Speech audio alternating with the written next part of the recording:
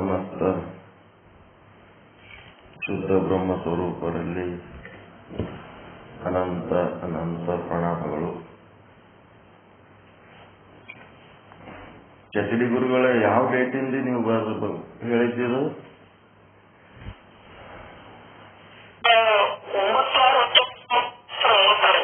9/6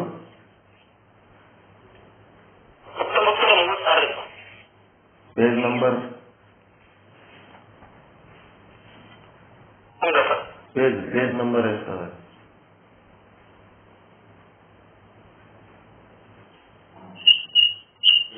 page ಎಷ್ಟನೇ page? ಪುಟ ಸಂಖ್ಯೆ 5 ಪೇಜ್ ನಂಬರ್ 5.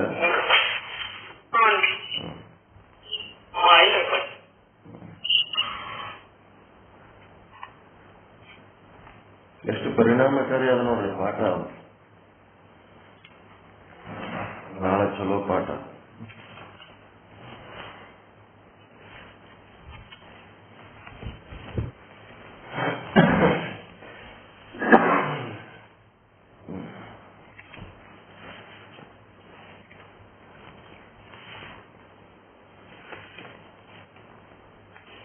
ಶ್ರೀ ವಿಚಾರ ಸಾಗರ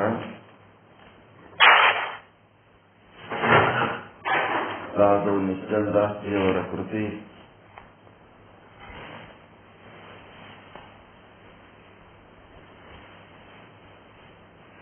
ಒಂದು 144ನೇ ವಿಷಯಾಂಕ ಸರ್ವ ತ್ರಿಪುಟಿಗಳಲ್ಲಿ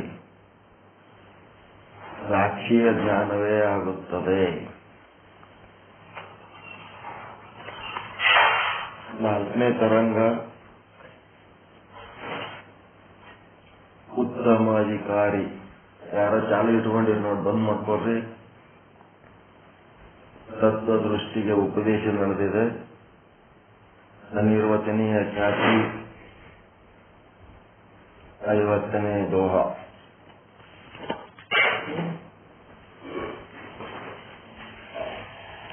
ಇಲ್ಲಿ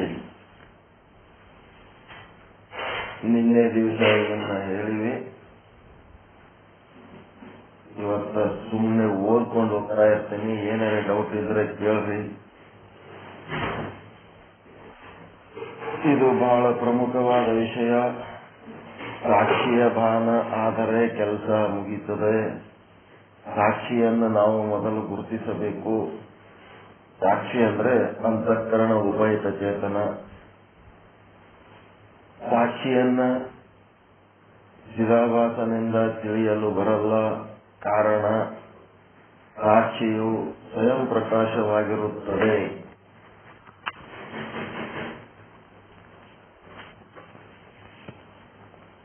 ಆದರೆ ತ್ರಿಪುಟಿಗಳ ಮೂಲಕವಾಗಿ ತ್ರಿಪುಟಿಗಳನ್ನ ಪ್ರಕಾಶ ಮಾಡುವುದೇ ಸಾಕ್ಷಿ. ತ್ರಿಪುಟಿಗಳು ಎಂದರೆ ಜ್ಞಾತೃ, ಜ್ಞಾನ, ಜ್ಞೇಯ. ಜಿಜ್ಞಾಸುಗಳಿಗೆ ಸಾಕ್ಷಿ ಚೇತನವನ್ನು ಪರಿಚಯ ಮಾಡಿಕೊಡುವುದೇ ಎಲ್ಲಾ ಪ್ರಕ್ರಿಯಾಶಾಸ್ತ್ರಗಳ ಉದ್ದೇಶವಾಗಿದೆ. ಇಡೀ ವಿಚಾರ ಸಾಗರವನ್ನ ಹಿಂದೆ ರಸ ತೆಗೆದರೆ ಅದರ ಅಭಿಪ್ರಾಯವೇನು ಎಂದರೆ, ಸಾಕ್ಷಿ ಎನ್ನುವುದು ಮುಮುಕ್ಷುಗಳಿಗೆ ಅಂಗೈಯೊಳಗಿನ ನೆಲ್ಲಿಕಾಯಿಯ ಹಾಗೆ ಅತ್ಯಂತ ಸರಳವಾಗಿ ಮಾಡಿಕೊಡುವುದು.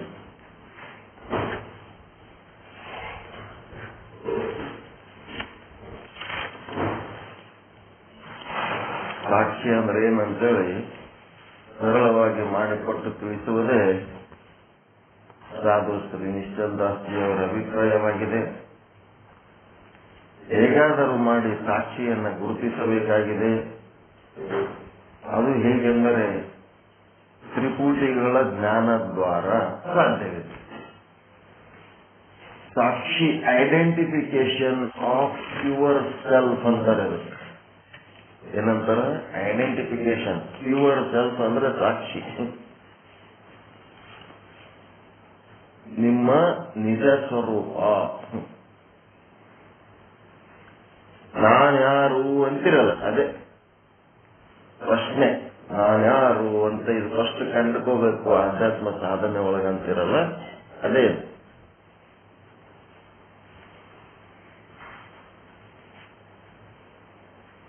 ಪ್ಯೂರ್ ಸೆಲ್ಫ್ ಅಂದ್ರೆ ಸಾಕ್ಷಿ. ಸಾಕ್ಷಿಗೆ ಲಕ್ಷಾಂತ ಅಂತ ಏನ್ ಅಂತಿರಲ್ಲ, ಅದೇ ಪ್ಯೂರ್ ಸೆಲ್ಫ್.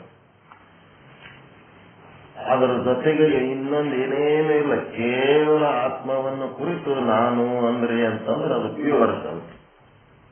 ಅದರ ಜೊತೆಗೆ ನೀವು ನಾಮ ರೂಪ ವಿದ್ಯೆ ಹುದ್ದೆ ಜಾತಿ ಲಿಂಗ ವರ್ಣ ವರ್ಗ ದೇಶ ಭಾಷೆ ಎಲ್ಲ ಸೇರಿಸ್ಕೊಂಡು ನಾನು ಅಂತ ಹೇಳಿದ್ರಿ ಅಂತಂದ್ರೆ ಅದು ಇಂಪ್ಯೂರ್ ಸೆಲ್ಫ್. ಇಂಪ್ಯೂರ್ ಅಂದ್ರೆ ಅಶುದ್ಧ ನಾನು. ಅಶುದ್ಧ ನಾನತ್ವದ ಬಗ್ಗೆ ವಾಚ್ಯಾರ್ಥದ ಬಗ್ಗೆ ಇಲ್ಲಿ ಹೇಳ್ತಾ ಇಲ್ಲ. ಈ ಪಾಠದ ಉದ್ದೇಶ 144ನೇ ವಿಷಯಾಂಕದ ಉದ್ದೇಶ ಏನಂದ್ರೆ ಪ್ಯೂರ್ ಸೆಲ್ಫ್, ನಿಮ್ಮ ಶುದ್ಧ ಸ್ವರೂಪವನ್ನ ನೀವು ಗುರುತಿಸಿಕೊಳ್ಳೋದು. ಅದೇ ಬಹಳ ಮುಖ್ಯ ಅದ. ಇದು ಎದರಿಂದ ಸಾಧ್ಯ? How it is possible? ಹೆಂಗ್ ಸಾಧ್ಯ ಅದ ಅಂತಂದ್ರೆ ಜ್ಞಾತೃ. ಜ್ಞಾತೃ ಅಂದ್ರ ಇಂಗ್ಲಿಷ್ನಾಗ ಏನಂತಾರ, ನೋವರ್, ತಿಳ್ಕೊಳ್ಳೋ. ಜ್ಞಾನ ಅಂದ್ರ ನಾಲೆಜ್. ಜ್ಞಾನ ಅಂದ್ರೆ ನಾಲೆಜು. ಜ್ಞಾತೃ ಅಂದ್ರೆ ನೋವರ್ ಅಂದ್ರೆ ಅರಿಯುವವ ಅಥವಾ ತಿಳಿಯುವವ.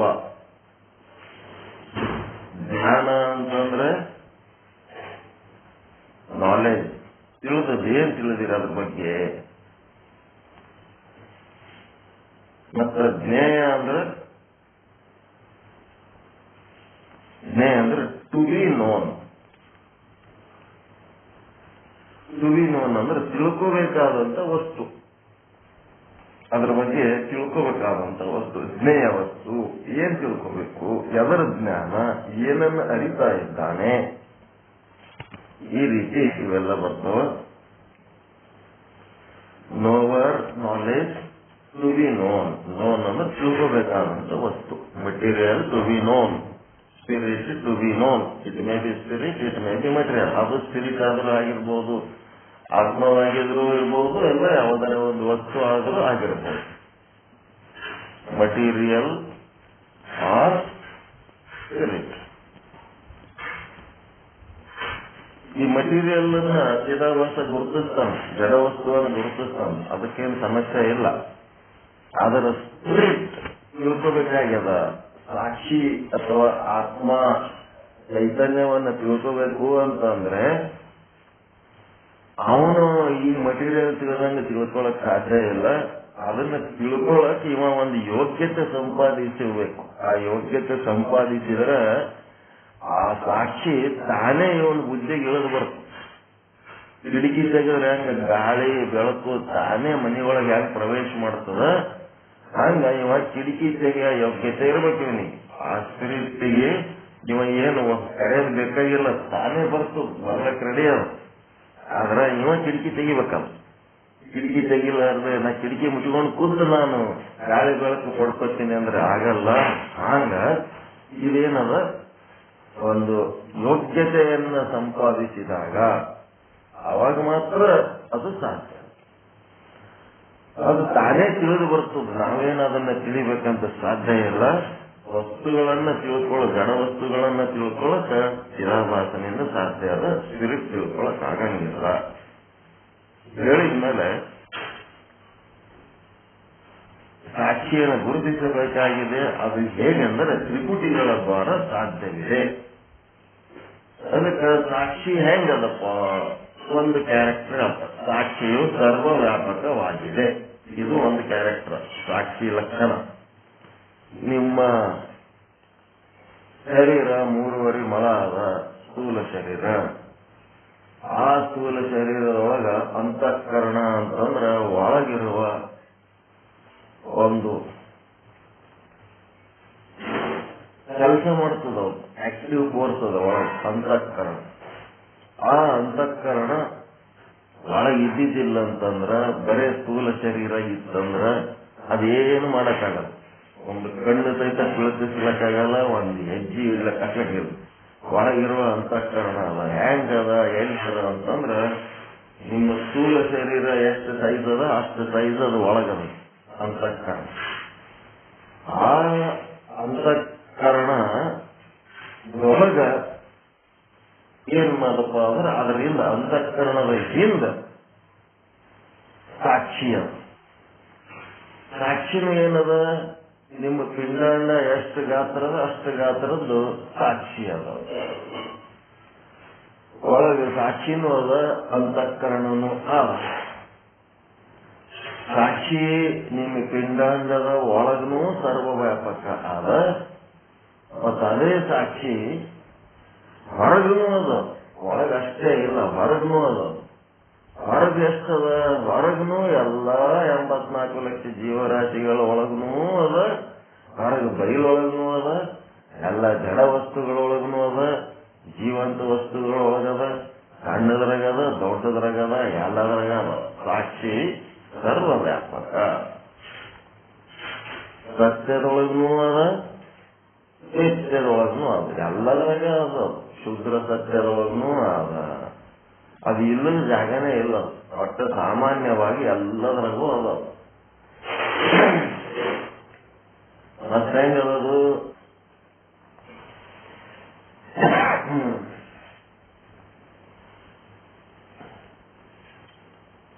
ಸಾಕ್ಷಿ ಹೆಂಗ್ ಹೇಳ್ಬೇಕಂದ್ರೆ, ಶುದ್ರ ಸತ್ಯದೂ ಅದ. ವೇದಾಂತ ಭಾಷೆ ಒಳಗೆ ಹೇಳ್ಬೇಕಾದ್ರೆ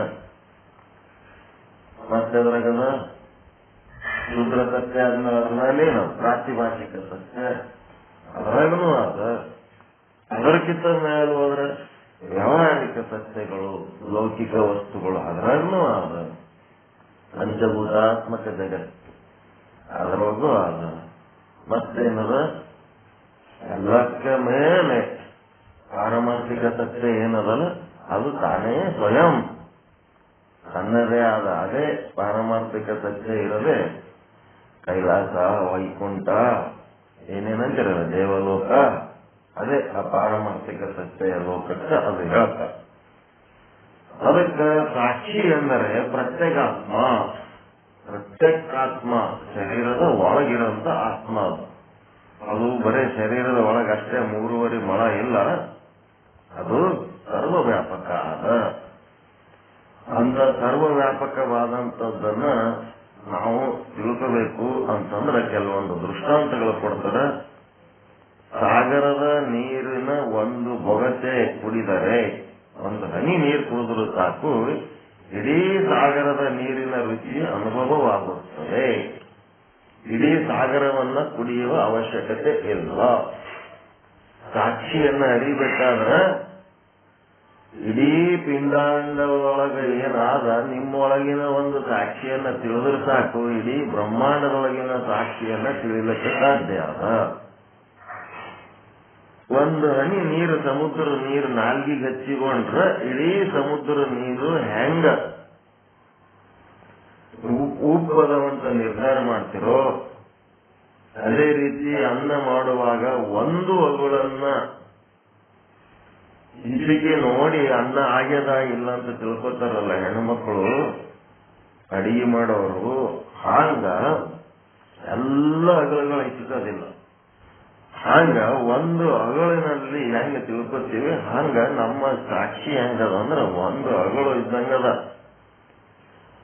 ಆ ಅಗಳನ್ನ ತಿಳ್ಕೊಂಡ್ರ ಇಡೀ ಅನ್ನ ಹೆಂಗ ತಿಳಿತದೋ ಹಂಗ ನಿಮ್ಮೊಳಗಿರುವ ಸಾಕ್ಷಿ ಬಗ್ಗೆ ನೀವು ತಿಳ್ಕೊಂಡ್ರಿ ಅಂತಂದ್ರ ಸರ್ವವ್ಯಾಪಕವಾದ ಸಾಕ್ಷಿ ಬಗ್ಗೆ ನಿಮಗೆ ತಿಳಿತದ. ತ್ರಿಪುಟಿಗಳಲ್ಲಿನ ಸಾಕ್ಷಿಯು ಭಾನವಾದರೆ ಸಾಕು, ಅದರೊಳಗೆ ಅಣುವಿನೊಳಗೂ ಅದೇ ಅದ, ತೃಣದಾಗೂ ಅದೇ ಅದ, ರೇಣುದಾಗೂ ಅದೇ ಅದ. ಕಾಷ್ಟ ಅಣು ರೇಣು ಅಂದ್ರೆ ಅಣು ಅಂದ್ರೆ ಸಣ್ಣದು, ರೇಣು ಅಂದ್ರೆ ದೊಡ್ಡದು. ಅಣು ಅಂದ್ರೆ ಎಷ್ಟು ಸಣ್ಣದು ಅಂದ್ರೆ ಅದಕ್ಕಿಂತ ಸಣ್ಣದು ಮತ್ತೊಂದೇನು ಇಲ್ಲ. ರೇಣು ಅಂದ್ರೆ ದೊಡ್ಡದು, ರೇಣು ಅಂದ್ರೆ ಎಷ್ಟು ದೊಡ್ಡದು, ಅದಕ್ಕಿಂತ ದೊಡ್ಡದು ಮತ್ತೊಂದಿಲ್ಲ. ರೇಣು ಅಂದ್ರೆ ಬ್ರಹ್ಮ, ರೇಣು ಅಂದ್ರೆ ಶಿವ, ಎಲ್ಲ ರೇಣು ದೊಡ್ಡದು. ಅಣು, ರೇಣು, ತೃಣ, ಕಾಷ್ಟ, ಸಕಲ, ಸಚರ, ಅಚರ. ಈ ಗಿಡ ಮರಗಳು ಏನದವ ಅವು ಜೀವಂತದವ. ಅವು ಹೆಂಗದವ? ಅಚರ. ಅಚರ ಅಂದ್ರೆ ಅಡ್ಡಾಡಂಗಿಲ್ಲ ಅವು. ಸಚರ ಅಂತಂದ್ರೆ ಜೀವಿಗಳು. ಅವು ಏನ್ ಮಾಡ್ತಾವ? ಎಲ್ಲ ಕಡೆ ಓಡಾಡ್ತಾವ. ಹೀಗಾಗಿ ಸಕಲ ಸಚರಾಚರಗಳಲ್ಲಿನ ಸಾಕ್ಷಿಯ ಭಾನವಾಗುತ್ತದೆ.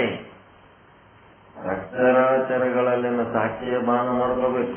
ಆ ಸಾಕ್ಷಿಯ ಭಾನ ಬರೇ ನಿಮ್ಮೊಳಗೆ ಒಂದೇ ಆದ ಅಂತ ತಿಳ್ಕೊಂಡ್ರ ಮೋಕ್ಷ ಆಗಂಗಿಲ್ಲ, ಆನಂದ ಆಗಂಗಿಲ್ಲ. ನಿಮ್ಮೊಳಗಿದ್ದಂಗೆ ತನ್ನಂತೆ ಪರರ ಬಗೆದೊಡೆ ಕೈಲಾಸ ಭಿನ್ನಾಣವತ್ತು ಸರ್ವಜ್ಞ ಅಂತ ಹೇಳ್ತಾನೆ. ಹೆಂಗದಪ್ಪ ಸತ್ಯದ ದರ್ಶನ ಹೆಂಗ್ ಮಾಡ್ಕೋಬೇಕು? ನಿನ್ನಂಗೆ ಇನ್ನೊಬ್ಬರನ್ನ ತಿಳ್ಕೋಬೇಕು. ನಿನ್ನೊಳಗಿದ್ದಂತ ಸಾಕ್ಷಿನ ಇನ್ನೊಬ್ಬರೊಳಗೂ ಆದ ಅಂತ ತಿಳ್ಕೋಬೇಕು. ಇದನ್ನ ಬಿಟ್ಟು ನೀನೊಬ್ಬನೇ ಸಾಕ್ಷಿ ಉಳಿದವರೆಲ್ಲ ಏನು ಹಿಂಗೆ ತಿಳ್ಕೋಬಾರದು. ಎಲ್ಲದರೊಳಗೂ ಆ ಶುದ್ಧ ಬ್ರಹ್ಮನೇ ಅದನ ಅಂತ ತಿಳ್ಕೋಬೇಕು. ಹಾಗೆ ತಿಳ್ಕೊಂಡ್ರೆ ಸಂತೋಷ ಆಯ್ತು. ಅದನ್ನ ಬಿಟ್ಟು ನಾವೇ ಬೇರೆ ಅವರೇ ಬೇರೆ ಅಂತಂದ್ರ ಕೈಲಾಸ ವಿನ್ನಾಣ ಆಗದ ಬದಲಿ ನರಕ ಸದೃಶ್ಯ ಆಗ್ತದ ಬದುಕು. ಅದಕ್ಕೆ ಕನ್ನಡಿಯ ಒಂದು ಉದಾಹರಣೆ ಕೊಡ್ತಾರೆ. ಒಬ್ಬ ಮಹಾರಾಜ ಕನ್ನಡಿಯ ಮನೆ ಮಾಡಿದ್ನ. ಕನ್ನಡಿ ಮನಿ, ಮಿರರ್ ಹೌಸ್. ಎಲ್ಲ ಗುಡಿಯಾಗ ಇರ್ತಾವ ನೋಡ್ರಿ, ಶ್ರೀಶೈಲ, ಕಾಶಿ, ಎಲ್ಲೇ ಹೋಗ್ರಿ ಅದ್ರೊಳಗ ಕನ್ನಡಿ ಮನಿ ಅಂತ ಮಾಡಿರ್ತಾರ, ಮಿರರ್ ಹೌಸ್. ನಿನ್ನನ್ನು ನೀನು ನೋಡ್ಕೋ ಒಂದ್ ಸ್ವಲ್ಪ ಅಂತ ಹೇಳಿದ್ರೆ ತಿಳಿಲಾರ್ದವ್ರಿಗೆ ಏನ್ ಮಾಡ್ಯಾರ? ಕನ್ನಡಿ ಮನಿ ಅಂತ ಮಾಡ್ಯಾರ. ಒಂದ್ ಸ್ವಲ್ಪ ಹೋಗಿ ನಿನ್ನ ನೀ ನೋಡ್ಕೋ ಅಂತ ಅಲ್ಲಿ ಹೋಗಿ ನೋಡ್ಕೋತಾರ. ನಾನಾ ರೀತಿ ಕನ್ನಡಿಗಳಿರ್ತಾವ. ಕೆಲವೊಂದು ಕನ್ನಡಾಗ ದಪ್ಪ ಮುಖ ಕಾಣಿಸ್ತದ, ಕೆಲವೊಂದು ಕನ್ನಡಾಗ ಸಣ್ಣ ಮುಖ ಕಾಣಿಸ್ತದ, ಕೆಲವೊಂದು ಕನ್ನಡಾಗ ಸುಂದರ ಕಾಣಿಸ್ತದ, ಕೆಲವೊಂದು ಕನ್ನಡಾಗ ಕುರೂಪ ಕಾಣಿಸ್ತದ, ಕೆಲವೊಂದು ಕನ್ನಡಾಗ ಎತ್ತರ ಕಾಣಿಸ್ತದ, ಕೆಲವೊಂದು ಕನ್ನಡಾಗ ಗೀಡ್ ಕಾಣಿಸ್ತದ. ನಾನಾ ರೀತಿ ಒಳಗ ಕನ್ನಡಿ ಒಳಗ ಮತ್ತು ಬೇರೆ ಬೆಳಕುಗಳು ಮತ್ತ ಬಣ್ಣಗಳು ಏನೋ ಮಾಡಿ ಒಟ್ಟು ಬಣ್ಣ ಬಣ್ಣದ ರೂಪಗಳು ನಾನೇನೋ ಮಾಡಿ ತೋರಿಸ್ತಾರ. ಕನ್ನಡಿ ಅದು ಒಂದು ಪ್ರತಿಬಿಂಬದ ಲೋಕ, ಅದೊಂದು ಆಟ ಬೇರೆ. ಅದು ಬೆಳಕಿನ ಲೋಕ, ಕನ್ನಡಿ ಲೋಕ ಇರ್ತಾವ. ಆಗ ರಾಜ ಏನ್ ಮಾಡಿದ್ದ? ತನ್ನ ರಾಜ್ಯಭಾರ ಮಾಡುವಾಗ ಬೇಸರವಾದಾಗ ಕನ್ನಡಿ ಮನಿ ಒಳಗೆ ಹೋಗ್ಬಿಡ್ತಿದ್ದ. ಹೋಗಿ ಅದರೊಳಗ ತನ್ನ ಪ್ರತಿಬಿಂಬವನ್ನ ಬೇರೆ ಬೇರೆ ಕನ್ನಡಿ ಮುಂದ ನಿಂತು ನೋಡಿ ಸಂತೋಷ ಪಟ್ಟು ಖುಷಿಯಾಗಿ ಹೊರಗೆ ಬರ್ತಿದ್ದ. ಒಂಥರ ಪ್ರಶ್ನೆ ತೆಗಿತಿತ್ತು. ಅದು ಅವನು ರೂಢಿ ಮಾಡ್ತಾನೆ. ಅದು ಮುಂದ ಪ್ರತಿ ಸಲ ಕನ್ನಡಿ ಮನಿ ಒಳಗೆ ಹೋದಾಗ ಹೊರಗೆ ಬರುವಾಗ ಏನ್ ಮಾಡ್ತಿದ್ದ? ಆ ಬಾಗ್ಲ ಕೊಂಡಿ ಹಾಕೊಂಡು ಬರ್ತಿದ್ದ. ಒಂದು ಸಾರಿ ಏನಾಯ್ತು, ಅವಸರದಾಗ ಮರೆತು ಆ ಬಾಗ್ಲ ಹಂಗೆ ತೆರೆದಿಟ್ಟು ಹಂಗೆ ಹೋಗ್ಬಿಟ್ಟ. ಆ ತೆರೆದಿಟ್ಟಿದ್ರಾಗ ಒಳಗೆ ಏನ್ ಒಪ್ಕೊಂಡ್ಬಿಡ್ತು? ರಾಜನ ನಾಯಿ ಒಪ್ಕೊಂಡ್ಬಿಡ್ತು. ಆ ರಾಜನ ನಾಯಿ ಒಪ್ಕೊಂಡ್ಬಿಡ್ತು. ಒಪ್ಕೊಂಡ್ ಕೂಡ್ಲೇನೆ ಸುತ್ತ ಸಾವಿರಾರು ಕನ್ನಡಿ ಒಳಗೆ ಸಾವಿರಾರು ಪ್ರತಿಬಿಂಬಗಳು, ನಾಯಿ ಪ್ರತಿಬಿಂಬಗಳು. ಏನಿವ ರಾಜ ಎಂತ ಮೋಸಗಾರ ಅದನ, ನನಗೆ ಒಬ್ಬನಿಗೆ ಸಾಕ್ಯಾನ ಅಂತ ತಿಳ್ಕೊಂಡ್ರ ಈ ರೂಮ್ನೊಳಗ ಸಾವಿರಗಟ್ಲೆ ನಾಯಿಗಳು ಸಾಕ್ಯಾನ.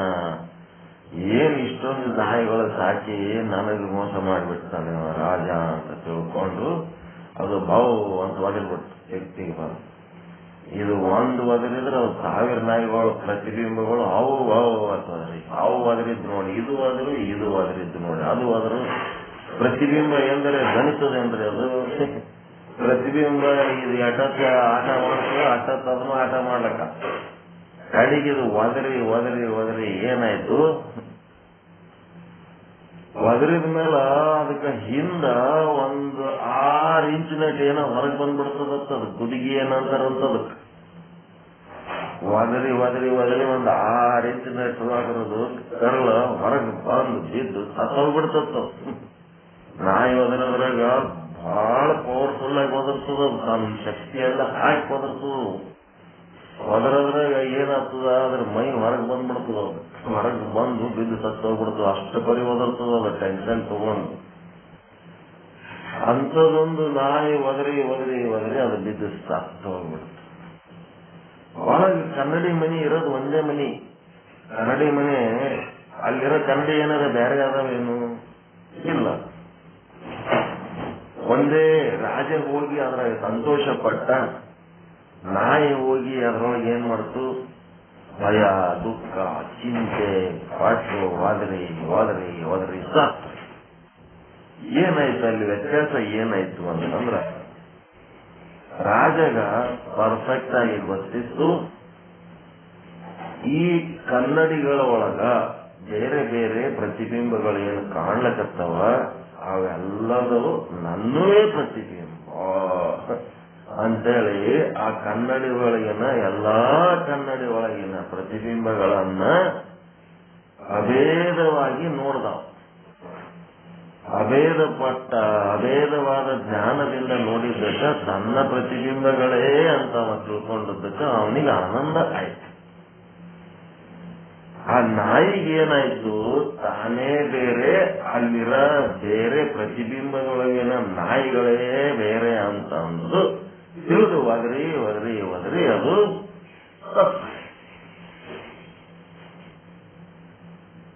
ಅದಕ್ಕ ಎಲ್ಲಿ ಭೇದ ಜ್ಞಾನ ಆದ ಅಲ್ಲಿ ಅಜ್ಞಾನದ ಕಾರಣ ಭೇದ ಜ್ಞಾನ ಇದ್ದಲ್ಲಿ ಭಯ, ದುಃಖ, ಚಿಂತೆ. ಅಭೇದ ಜ್ಞಾನ ಇದ್ದಲ್ಲಿ ಆನಂದನೇ ಆನಂದ. ಹೀಗಾಗಿ ರಾಜ ಅಭೇದ ಜ್ಞಾನ ಹೊಂದಿದ್ದಕ್ಕ ಆನಂದ ಹೊಂದದ. ಏನ್ ಹೇಳ ತಾತ್ಪರ್ಯ ಏನಂದ್ರ, ಸುತ್ತಮುತ್ತ 84 ಲಕ್ಷ ಜೀವರಾಶಿಗಳದವ. ಎಲ್ಲಾ 84 ಲಕ್ಷ ಜೀವರಾಶಿಗಳಲ್ಲಿ ಏನು ನೋಡ್ಬೇಕು, ನಿಮ್ಮ ಪ್ರತಿಬಿಂಬವನ್ನೇ ನೋಡ್ಬೇಕು. ಅವೆಲ್ಲ ಕನ್ನಡಿಗಳಂತ ತಿಳ್ಕೊಂಡು ಆ ಕನ್ನಡಿ ಒಳಗಿರುವ ಪ್ರತಿಬಿಂಬ ನಿಮ್ಮ ಸಾಕ್ಷಿ ಏನಲ್ಲ, ನಿಮ್ಮಂಗೆ ಸಾಕ್ಷಿ ಅಲ್ಲಿನೂ ಆದ. ನಿಮ್ಮ ಸಾಕ್ಷಿಯನ್ನ ಬಿಂಬ ಅಂತ ತಿಳ್ಕೊಂಡ್ರೆ ಅಲ್ಲಿರುವ ಸಾಕ್ಷಿಗಳೆಲ್ಲ ಪ್ರತಿಬಿಂಬ ಅಂತ ತಿಳ್ಕೊಂಡ್ಬಿಟ್ರೆ ನಿಮ್ಮ ಬಿಂಬದ ಪ್ರತಿಬಿಂಬಗಳೇ ಅವು. ನಿಮ್ಮ ಶರೀರ, ನಿಮ್ಮನ್ನು ನೀವು ಪಿಂಡಾಂಡ ಅಂತ ತಿಳ್ಕೊಂಡ್ರೆ ನಿಮ್ಮಿಂದ ಹೊರತುಪಡಿಸಿ ಮತ್ತಿನ್ನೇನೋ ಅವೆಲ್ಲ ಬ್ರಹ್ಮಾಂಡ. ಈ ಪಿಂಡಾಂಡದ ಪ್ರತಿಬಿಂಬನೇ ಬ್ರಹ್ಮಾಂಡ ಅಂತ ಈ ರೀತಿ ನೀವು ತಿಳ್ಕೊಂಡ್ಬಿಟ್ರೆ ಮುಗಿದು ಹೋಗ್ಬಿಡ್ತು. ಎರಡು ಒಂದೇ, ಇವು ಒಂದನ್ನೊಂದು ಬಿಟ್ಟು ಇಲ್ಲ. ಇದು ಕಾಣದಲ್ಲ, ಅದು ದೊಡ್ಡದಲ್ಲ. ಬಿಂಬ ಪ್ರತಿಬಿಂಬಕ್ಕೆ ಕಾಣದು ದೊಡ್ಡದು ಅನ್ನೋ ಪ್ರಶ್ನೆನೇ ಬರಂಗಿಲ್ಲ. ಹೇಳಿದ್ರ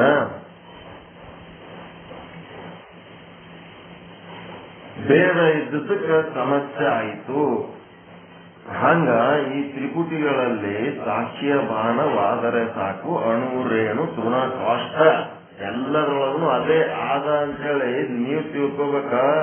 ಮುಮುಕ್ಷು ತಿಳ್ಕೋಬೇಕ, ಬೇರೆ ಯಾರು ತಿಳ್ಕೋಬೇಕ? ಯಾರಿಗೆ ಮೋಕ್ಷ ಬೇಕು ಅವ್ರು ತಿಳ್ಕೋಬೇಕಪ್ಪ. ಅದಕ್ಕೆ ವಸ್ತು ನಿರ್ದೇಶ ರೂಪ ಮಂಗಲದೊಳಗ ಅಬ್ದಿ ಅಪಾರ ಸ್ವರೂಪಮ ಇನ್ನ ಒಂದು ದೃಷ್ಟಾಂತ ಕೊಟ್ರು. ಒಂದು ಸಮುದ್ರದ ದೃಷ್ಟಾಂತ ಕೊಟ್ರು, ಸಮುದ್ರದ ನೀರಿನ ರುಚಿ ದೃಷ್ಟಾಂತ ಕೊಟ್ರು. ರಾಜನ ಕನ್ನಡಿ ಮತ್ತು ನಾಯಿಯ ದೃಷ್ಟಾಂತ ಕೊಟ್ರು. ಮತ್ತೇನ್ ಕೊಟ್ರು? ಈಗ ವಸ್ತು ನಿರ್ದೇಶ ರೂಪ ಮಂಗಲದ ಮೂಲಕ ಸಮುದ್ರದ ರುಚಿ ಗೊತ್ತಾದಂಗ ಸಮುದ್ರದ ಸ್ವರೂಪ ಎಷ್ಟು ದೊಡ್ಡದಪ್ಪ. ಸಮುದ್ರ ಅಪಾರವಾದಂಥದ ಅಬ್ದಿ, ಅದು ಸ್ವರೂಪ ಮಮ. ಯಾವುದೇ ನೀರಿನ ಜಲಾಶಯದ ಹತ್ರ ಕೆರೆ, ನದಿ ಏನಾರೇ ಹೋಗಿ ನೋಡ್ರಿ, ಈ ಸಮುದ್ರಕ್ಕ ಅದಕ್ಕ ಏನ್ ವ್ಯತ್ಯಾಸ ಅದ ಅಂತಂದ್ರ, ಸಮುದ್ರ ದಂಡಿಗೆ ಹೋದ್ರಿ ಅಂದ್ರೆ ಆ ಕಡೆ ದಂಡಿ ಕಾಣಲ್ಲ, ಬರೀ ನೀರೇ ಕಾಣ್ತದ. ಬೇರೆ ಎಷ್ಟರೇ ದೊಡ್ಡ ನದಿಗಳು ಅವು ಇವು ನೋಡ್ರಿ, ನದಿ ಈ ದಂಡಿಗೆ ನಿಂತ್ರ ನದಿ ಆ ದಂಡಿಗಿರೋವೆಲ್ಲ ಕಾಣಿಸ್ತಾವಲ್ಲ ನಿಮಗೆ, ಗಿಡ ಮರ ಗುಡ್ಡ. ನದಿದು ಎರಡು ದಂಡಿ ಕಾಣಿಸ್ತವಲ್ಲ, ಒಂದು ದಂಡಿಗೆ ನಿಂತ್ರಿ ಅಂದ್ರೆ ಇನ್ನೊಂದು ದಂಡಿ ಕಾಣಿಸ್ತದ ಇಲ್ಲ? ಏನ್ ಕಾಣಲ್ಲ, ಬರೇ ನೀರಿನ ರಾಶಿನೇ ಕಾಣುತ್ತದ. ಆ ಕಡೆ ದಂಡಿ ಕಾಣುತ್ತದ, ನದಿ ಆ ಕಡೆ ದಂಡಿ ಕಾಣುತ್ತದ. ಆದ್ರೆ ಸಮುದ್ರದಾಗ ಏನದಪ್ಪ ಅಂತಂದ್ರ ಆ ಕಡೆ ದಂಡಿನೇ ಕಾಣಲ್ಲ, ಬರೇ ನೀರೇ ಕಾಣುತ್ತದ. ಬರೇ ನೀರೇ ಇರ್ತದೆ. ಅಂದ್ರೆ ಅಲ್ಲಿ ದಂಡಿ ಇರಲ್ಲೇನು, ಇದ್ದೇ ಇರ್ತದ. ನಮ್ಮ ದೃಷ್ಟಿಗೆ ಕಾಣಂಗಿಲ್ಲ ಅಷ್ಟೇ. ದಂಡಿ ಇರ್ಲದ ಹೆಂಗಿರುತ್ತೆ, ಆ ಕಡೆ ಒಂದು ದಡ ಇದ್ದೇ ಇರುತ್ತೆ. ಅಗ್ನಿ ಅಪಾರ ಸ್ವರೂಪ, ದೊಡ್ಡ ಸಮುದ್ರ ಅದ. ಆ ಸಮುದ್ರದೊಳಗೆ ಏನ್ ಬರ್ತಾವ, ತೆರೆಗಳು ಬರ್ತಾವ. ಹಾಂಗ ನಾನು ಸಾಕ್ಷಿ ಹೆಂಗದೀನಿಯಪ್ಪ, ನನ್ನ ಸ್ವರೂಪ ಏನದಂದ್ರೆ ಸಮುದ್ರ ಇದ್ದಂಗಾದ. ಎಲ್ಲನೂ ನನ್ನಿಂದಲೇ ಸೃಷ್ಟಿಯಾಗ್ಯದ, ನನ್ನಿಂದಲೇ ಎಲ್ಲ ನಡೆದದ. ಕಡೆಗೊಂದಿನ ಸಾಕಾದಾಗ ನಾನೇ ಎಲ್ಲವನ್ನ ಲಯ ಮಾಡ್ತೀನಿ, ಎಲ್ಲವನ್ನ ನಾನೇ ರಕ್ಷಿಸ್ತಾ ಇದ್ದೀನಿ, ಎಲ್ಲವನ್ನು ಲಯ ಮಾಡೋನು ನಾನೇ. ನನಗ ಇದು ಬೇಕಾಗ್ಲಾರ್ದಾಗ, ಈ ಒಂದು ಲೀಲಾವಸ್ಥೆ ಬೇಕಾಗ್ಲಾರ್ದಾಗ ತಿರೋಧಾನದಲ್ಲಿ ಮುಚ್ಚಿಟ್ಟವನು ನಾನೇ, ಮತ್ತು ಪ್ರಕಟ ಮಾಡವನು ನಾನೇ, ಎಲ್ಲವೂ ನಾನೇ. ನನ್ನಿಂದಲೇ ಎಲ್ಲ ನಡೆದವು, ಅಷ್ಟು ದೊಡ್ಡವ ನಾನು. ಮತ್ತ ನಾನು ಏನು ಸೃಷ್ಟಿ ಮಾಡ್ಕೊಂಡಿನಿ, ನಾನೇ ಎಲ್ಲಕ್ಕಿಂತ ದೊಡ್ಡವ ಆಗಿ ಅಜ್ಞಾನದ ಕಾರಣ, ಅವಿವೇಕದ ಕಾರಣ, ನನ್ನ ಸ್ವರೂಪದ ವಿಸ್ಮೃತಿಯ ಕಾರಣ ನಾನಾ ರೀತಿ ವಸ್ತುಗಳನ್ನ ದೇವರುಗಳು ಅಂತೇಳಿ, ವಿಗ್ರಹಗಳನ್ನ ದೇವರುಗಳು ಅಂತೇಳಿ ಭಾವಿಸಿ ಏನ್ ಮಾಡೀನಿ, ಎಷ್ಟೋ ದೇವರುಗಳು ಮಾಡ್ಕೊಂಡ್ಬಿಟ್ಟಿನಿ, ಎಷ್ಟೋ ದೇವಾಲಯಗಳನ್ನ ಕಟ್ಟಿಸ್ಕೊಂಡಿನಿ, ಎಷ್ಟೋ ಕ್ಯಾಲೆಂಡರ್ಗಳು ಮಾಡ್ಕೊಂಡು ಬಾಡಿಗೆಲ್ಲ ಹಾಕೊಂಡಿನಿ, ಎಷ್ಟೋ ಭವ್ಯವಾದ ಮನಿ ಒಳಗೆ ದೇವ್ರ ಮನಿ ಅಂತ ಮಾಡ್ಕೊಂಡು ಅಲ್ಲಿ ಏನ್ ಮಾಡೀನಿ, ಒಂದಿಷ್ಟು ಮೂರ್ತಿಗಳು ಅವು ಇವು ಏನೇನ ಇಟ್ಕೊಂಡು ಅವಕ್ಕ ದಿನ ನಮಸ್ಕಾರ ಮಾಡ್ತೀನಿ, ದೇವರೇ ಕಾಪಾಡಪ್ಪ ಅಂತೀನಿ. ಆ ಕಾಪಾಡ ದೇವರುಗಳು ನಿಮಗೆ ಏನಾರೆ ಮಾತಾಡ್ಯಾವ, ಏನಾರೆ ಕೊಟ್ಟಾವ, ಏನಾರೆ ತಗೊಂಡಾವ. ನೀವು ಅದಿರಿ ಚೈತನ್ಯ ಸ್ವರೂಪರು, ನೀವು ಅದಿರಿ ಸಾಕ್ಷಿ ಸ್ವರೂಪರು. ನೀವು ಚೈತನ್ಯ ಸ್ವರೂಪರಾಗಿ ಹೋಗಿ ಆ ಜಡ ವಸ್ತುಗಳ ಮುಂದೆ ಕೈ ಜೋಡಿಸ್ಕೊಂಡು ನಿಂತು ದೇವರೇ ದೇವರೇ ಅಂತಿರಲ್ಲ, ಇದು ನಿಮ್ಮದು ಜ್ಞಾನನೋ ಅಜ್ಞಾನನೋ? ನಿಮ್ಮ ಸ್ವರೂಪದ ಸ್ಮೃತಿ ಒಳಗದಿರೋ ವಿಸ್ಮೃತಿ ಒಳಗದಿರೋ? ಅಬ್ದಿ ಅಪಾರ ಸ್ವರೂಪ ಲಹರಿ ವಿಷ್ಣು ಮಹೇಶ್, ಬ್ರಹ್ಮ ವಿಷ್ಣು ರುದ್ರ ತ್ರಿಮೂರ್ತಿಗಳು, ಮತ್ತ ಅದರಿಂದಿರುವ 33 ಕೋಟಿ ದೇವತೆಗಳು ಏನದವ, ನನ್ನ ಸಮುದ್ರದೊಳಗಿನ ತೆರೆಗಳಿದ್ದಂಗದವ. ಆ ತೆರೆಗಳು ಎಂದಾದ್ರೂ ಸಮುದ್ರವನ್ನ ರಕ್ಷಿಸ್ತವ? ಕೇಳೋದೇ. ಸಮುದ್ರ ತೆರೆಗಳಿಗೆ ಸಮುದ್ರ ಜನ್ಮ ಕೊಟ್ಟದೋ, ತೆರೆಗಳು ಸಮುದ್ರಕ್ಕೆ ಜನ್ಮ ಕೊಟ್ಟವೋ? ಎದರಿಂದ ಹುಟ್ಟ್ಯಾವವು ತೆರೆಗಳು? ವಿಷ್ಣು ಅಂದ್ರೆ ನೀವೇ ಹುಟ್ಟಿಸಿದ್ದು. ಶಿವ ಅಂತೇನಂತಿರಲ್ಲ, ಯಾರ್ದು? ವೃಷಭ ವಾಹನನಲ್ಲ, ಗಮರುಗ ಹಿಡಿದವ ಅಲ್ಲ. ಶಿವ ಅಂತಲ್ಲ, ಶಿವ ಇವ ಬೇರೆ. ಸಚ್ಚಿದಾನಂದ ಶಿವಾಯ ನಮಃ, ಸಚ್ಚಿದಾನಂದ ರೂಪಾಯ ಶಿವಾಯ ನಮಃ. ಈ ಶಿವ ಬೇರೆ, ಬ್ರಹ್ಮಜ್ಞಾನದ ಶಿವ. ಸಿದ್ಧಾಂತ ಶಿಖಾಮಣಿ ಒಳಗೆ ಹೇಳೋದು ಬ್ರಹ್ಮಜ್ಞಾನದ ಶಿವ. ಫಸ್ಟ್ ಶ್ಲೋಕನೇ ಅದ ಸಿದ್ಧಾಂತ ಶಿಖಾಮಣಿ ಒಳಗೆ. ಫಸ್ಟ್ ಶಿವ ಅಂದ್ರೆ ಏನಂತ ತಿಳ್ಕೊಂಡು ಮುಂದುವರಿ ಅಂತೇಳಿ ಫಸ್ಟ್ ಶ್ಲೋಕ ಇಟ್ಟಾರ ಅದರೊಳಗ. ತ್ರೈಲೋಕ್ಯ ಸಂಪದಾಲೇಖ್ಯ ಸಮುಲ್ಲೇಖನ ವಿಸ್ತಯೇ ಸಚ್ಚಿತ್ ಆನಂದ ರೂಪಾಯ ಶಿವಾಯ ಬ್ರಹ್ಮಣೇ ನಮಃ. ಸಚ್ಚಿದಾನಂದ ರೂಪದ ಶಿವ ಏನದನ, ಆ ಶಿವನಿಗೆ ನಾವು ಆಗಮಿಕರು ಶಿವ ಅಂತೀವಿ, ವೇದಾಂತಿಗಳು ಬ್ರಹ್ಮ ಅಂತಾರ. ಅಷ್ಟೇ, ವಸ್ತು ಒಂದೇ. ಅದಕ್ಕ ಅಂಬಿಗರ ಚೌಡಯ್ಯನ ವಚನದೊಳಗೆ ಹೇಳ್ತಾನೆ, ವೃಷಭ ವಾಹನನಲ್ಲ, ಎತ್ ಮೇಲೆ ಕೂತ್ ಓಡಾಡ್ತಾನಲ್ಲ ಆ ಶಿವ ಅಲ್ಲ. ಹಸುರ ಮಾಲೆಗಳಿಲ್ಲ, ಅವನು ಎದಿ ಮೇಲೆ ಒಂದು ಇವೇನು ಹಸುರರ ಒಂದು ಕಲಿಬುರುಡಿಯ ಮಾಲೆಗಳು ಹಾಕೋಣ ನಾವು. ಅದು ಹಸುರ ಮಾಲೆಗಳೆಲ್ಲ ವೃಷಭ ವಾಹನನಲ್ಲ. ಹಿಂಗೆಲ್ಲ ವಚನ ಅದು ಹಾಕ್ತೀನಿ ಇವತ್ತು. ಯಾರು ಇಬ್ರಾಹಿಂ ಸುತಾರ್ ಅವರು ವಿಶ್ಲೇಷಣೆ ಮಾಡಿದ್ದದ. ನಿಜವಾದ ಪರಮಾತ್ಮನ ಲಕ್ಷಣ ಯಾವುದು ಅನ್ನೋದ್ರ ಬಗ್ಗೆ ಮೋಸ್ಟ್ಲಿ ನೀನ್ ಹಾಕಿರ್ಬೇಕು.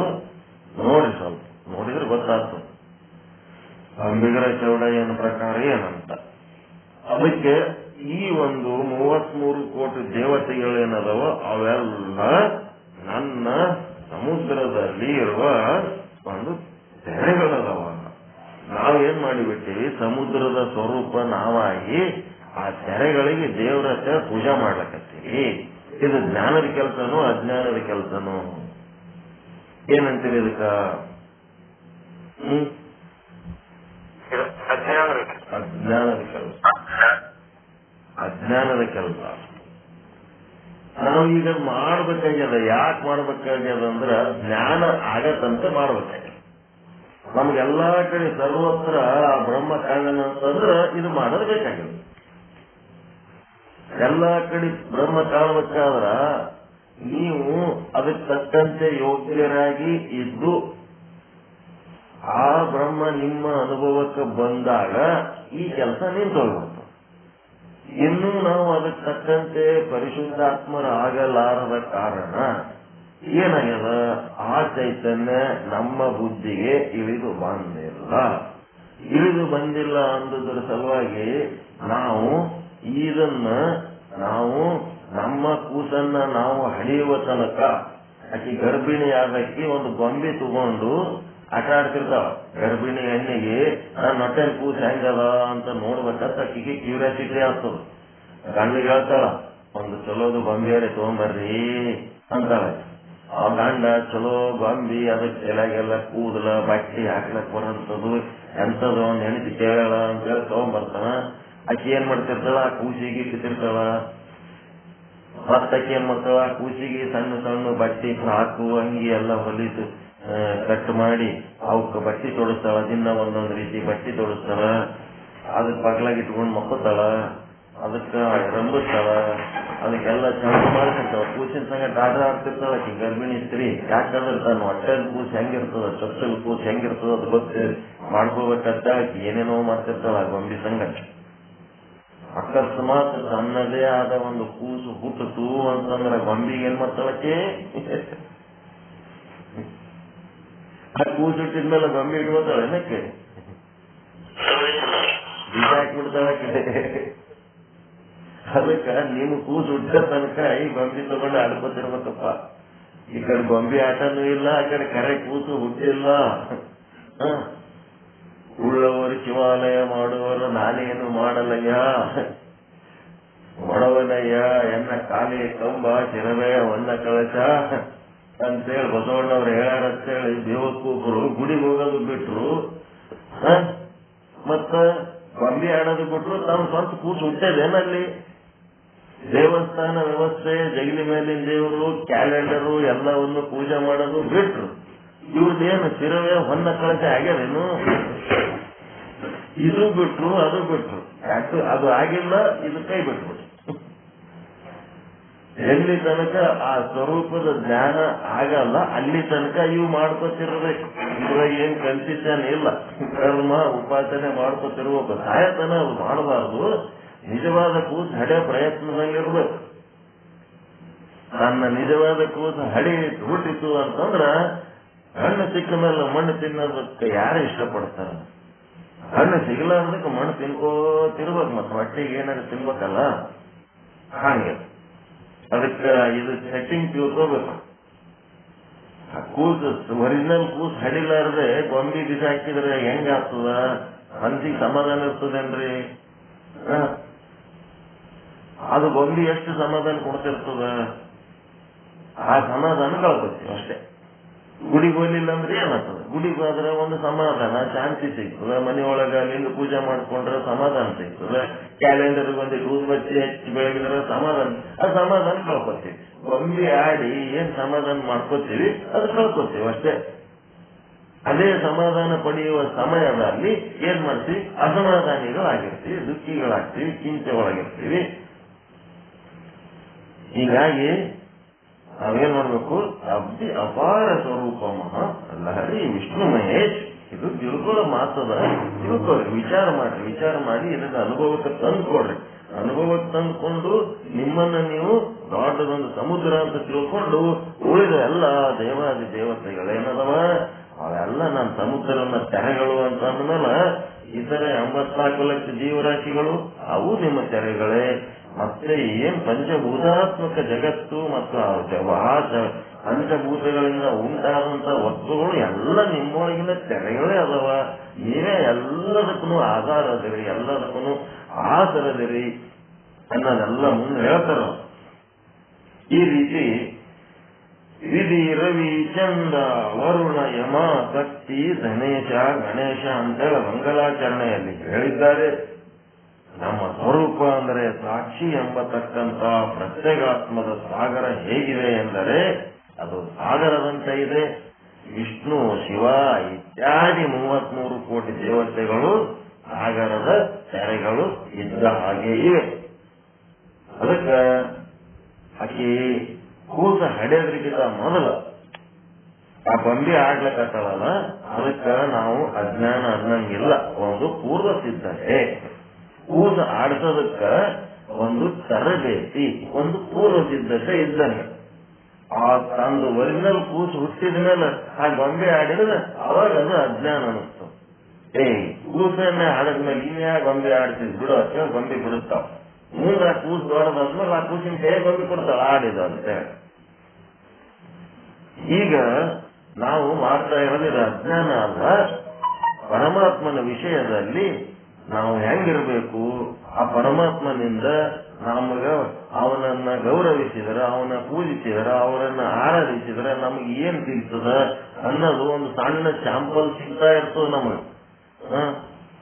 ಒಂದೇ ಸಲ ಕಲ್ಲು ದೇವರು ದೇವರಲ್ಲ, ಮಣ್ಣು ದೇವರು ದೇವರಲ್ಲ, ಕಂಚು ಲೋಹ ಮತ್ತೇನೇನೇನೋ ತೀರ್ಥಕ್ಷೇತ್ರಗಳಲ್ಲಿರುವ ದೇವರು ದೇವರಲ್ಲ ಅಂತಂದು ತನ್ನ ತಾನರಿದಡೆ ತಾನೇ ದೇವ ನೋಡ ಅಪ್ರಮಾಣ ಕೂಡಲ ಸಂಗಮ ದೇವ ಅಂತ ಬಾಲಸಿಂಗಯ್ಯ ಹೇಳಿದ್ಮೇಲೆ ಲಾಸ್ಟಿಂದ ಬಿಟ್ಬಿಟ್ರು ಲೈನ್. ತನ್ನ ತಾನರಿದಡೆ ತಾನೇ ದೇವ ನೋಡ ಅಂತ ತನ್ನ ತಾನರಿದಡೆ ಅಲ್ಲಿ ಏನ್ ಮಾಡಿದ್ರು, ಸಗಣಿ ಹಾಕಿದ್ರು. ಏನೇನು ತನ್ನ ತಾನರಿಯೋ ಕೆಲಸನೇ ಮಾಡಲಿಲ್ಲ. ಏನ್ ಮಾಡ್ಬಿಟ್ರು, ಕಲ್ಲು ದೇವರು ದೇವರಲ್ಲ ಅಂತ ಕಲ್ಲು ದೇವರ ಪೂಜೆ ಮಾಡೋದು ಬಿಟ್ಬಿಟ್ರು. ಗುರುಗಳು ತನ್ನ ತಾನರಿಯುವುದನ್ನೋದ್ರ ಬಗ್ಗೆ ಎಕ್ಸ್ಪ್ಲೇನೇ ಮಾಡಲಿಲ್ಲ. ಕೆಳಗಿನ ಸಾಲ ಬಿಟ್ಟು ಬಿಟ್ರು, ಕಲ್ಲು ದೇವರಿಗೆ ಹೋಗೋದು ಬಿಡಿಸಿಬಿಟ್ರು. ಶಿಷ್ಯ ಕಲ್ಲು ದೇವರಿಗೆ ಹೋಗೋದು ಬಿಟ್ಟ. ಇನ್ನ ಒಂದಿಷ್ಟು ಮಂದಿ ಗುರುಗಳು ಮನೆಗೆ ಕರೆಸಿದ್ರ ನಮ್ ಜಗಲಿ ಮೇಲೆ ದೇವರ ಅವು ಎಲ್ಲ ಓಸು ಬಟ್ಟೆ ಕಟ್ಟಿ ತಗೊಂಡೋಗ್ಬಿಡ್ತಾರ. ಅದಕ್ಕೆ ಅಂತವ್ರಿಗೆ ಮನೆಗೆ ಕರಿಬಾರ್ದು. ಏನೋ ತಮ್ಮ ಶ್ರದ್ಧೆಗಾಗಿ ತಮ್ಮ ನೀತಿ ಆಚಾರದ ಸಲುವಾಗಿ ಬಂದೇನೋ ಇಟ್ಟಿರ್ತಾರ. ಅಂತಲ್ಲೆಲ್ಲ ಬಂದು ಇವ್ರು ತಮ್ಮ ಪುಂಡಾಟ ಏನು, ತನ್ನ ತಾನರಿಯುವ ಜ್ಞಾನ ಕೊಟ್ಟು ಏನ್ ಮಾಡ್ಬೇಕು, ಅವರು ಮನೆಯೊಳಗಿನ ವಸ್ತುಗಳು ಇವರು ಏನು ಮುಟ್ಟ ಅಧಿಕಾರ ಇಲ್ಲ. ಅವರೇ ತಾನೇ ಇವೆಲ್ಲ ಅಜ್ಞಾನದ ಕೆಲಸ ಮಾಡ್ಲಕತ್ತೀವಿ. ಆ ಮನೆಯವರು ತಾನೇ ಒಯ್ದು ಆ ದೇವರುಗಳನ್ನು ಹೊರಗಿಡಂಗ ಆಗ್ಬೇಕು. ಏನ್ ಹೋಗಿ ಗುಂಡಗಿರಿ ಮಾಡಿ ಅವ್ರ ಜಗಲಿ ಮೇಲಿನ ದೇವರುಗಳು ಇವ್ರ ಕೈ ಹಾಕಿ ಒಯ್ದು ಕಟ್ಕೊಂಡು ಹೋಗ್ಬೇಕ? ಇಂಥ ಗುರುಗಳು ಹೋದಾರ. ಯಾರ್ದಾರ ಜಗಲಿ ಮೇಲಿನ ದೇವರು ಕೈ ಹಾಕಿ ತಗೊಂಡ್ಬಂದ್ರೆ ಅವ್ರು ಅದ್ರ ಮೇಲೆ ಜೀವ ಇಟ್ಕೊಂಡು ಕೂತಿರ್ತಾರ. ಅವ್ರಿಗೆ ಸಮಾಧಾನ ಹೇಳೋದ್ರ ಬದಲಿ ಅಸಮಾಧಾನ ಮಾಡಿ ಬಂದಂಗೆ ಆಗ್ತದ ಇಲ್ಲ? ತಾವೇ ಬಿಡ್ಬೇಕದು. ಹಂಗ ಅವ್ರೊಳಗ ಅರಿವು ಮೂಡಿಸ್ಬೇಕು. ಅರಿವು ಮೂಡಿಸೋ ಕೆಲಸ ನಡೆದದಲ್ರಿ. ಎಲ್ಲರೇ ಆತ್ಮಸಾಕ್ಷಿಯ ಸ್ವರೂಪದ ಬಗ್ಗೆ ಹೇಳುವ ಜ್ಞಾನ ಯಾರ ಹೇಳಕತ್ತಾರ ಎಲ್ಲರೇ, ಅದು ಬಿಟ್ಟಾರ ಸಾಲು. ಕಾಶಿ ಕೇದಾರ ಗೋಕರ್ಣ ಅಲ್ಲೇ ತಿರುಪತಿ ಅಂತ ಒಂದು ಸೇರ್ಸಾರ. ಬಾಲಸಂಗಯ್ಯ ವಚನದಾಗ ಅದು ಇಲ್ಲೇ ಇಲ್ಲ ತಿರುಪತಿ ಅಂತ, ಅದನ್ನು ಇವ್ರು ಸೇರ್ಸಾರ. ಇವರಿಗೆ ಒಳಗೆ ಸೇರಿಸಿ ಪ್ರಕ್ಷಿಪ್ತ ಮಾಡೋದಂತಾರ. ಅದಕ್ಕೆ ಇನ್ಸರ್ಷನ್ ಒಳಗೆ ತಮ್ಮ ಒಂದಿಷ್ಟು ಸೇರ್ಸ್ಕೊಂಡ್ಬಿಡ್ತಾರ. ಸೇರ್ಸ ವಚನದ ಸ್ವರೂಪನೇ ಕೇಳಿಸ್ಬಿಡ್ತಾರ. ಬಾಲಸಂಗಯ್ಯ ತಿರುಪತಿ ಅಂತ ಬರದೇ ಇಲ್ಲ, ಆ ತಿರುಪತಿ ಅನ್ನೋದು ಅವ್ರಿಗೆ ಸೇರ್ಸಾರ. ಮತ್ತೇನೆ ನಾವೆಲ್ಲ ದೇವಾಲಯಗಳಿಗೆ ಹೋಗ್ಬೇಡ್ರಿ ಅಂತ ಹೇಳಿದ್ರು. ಯಾಕೆ ಹೋಗ್ಬಾರ್ದು? ಸ್ವರೂಪ ಜ್ಞಾನಿಗಳಿಗೆ ಸ್ವರೂಪ ಜ್ಞಾನ ಆದ್ಮೇಲೆ ಹೋಗ್ಬಾರ್ದು.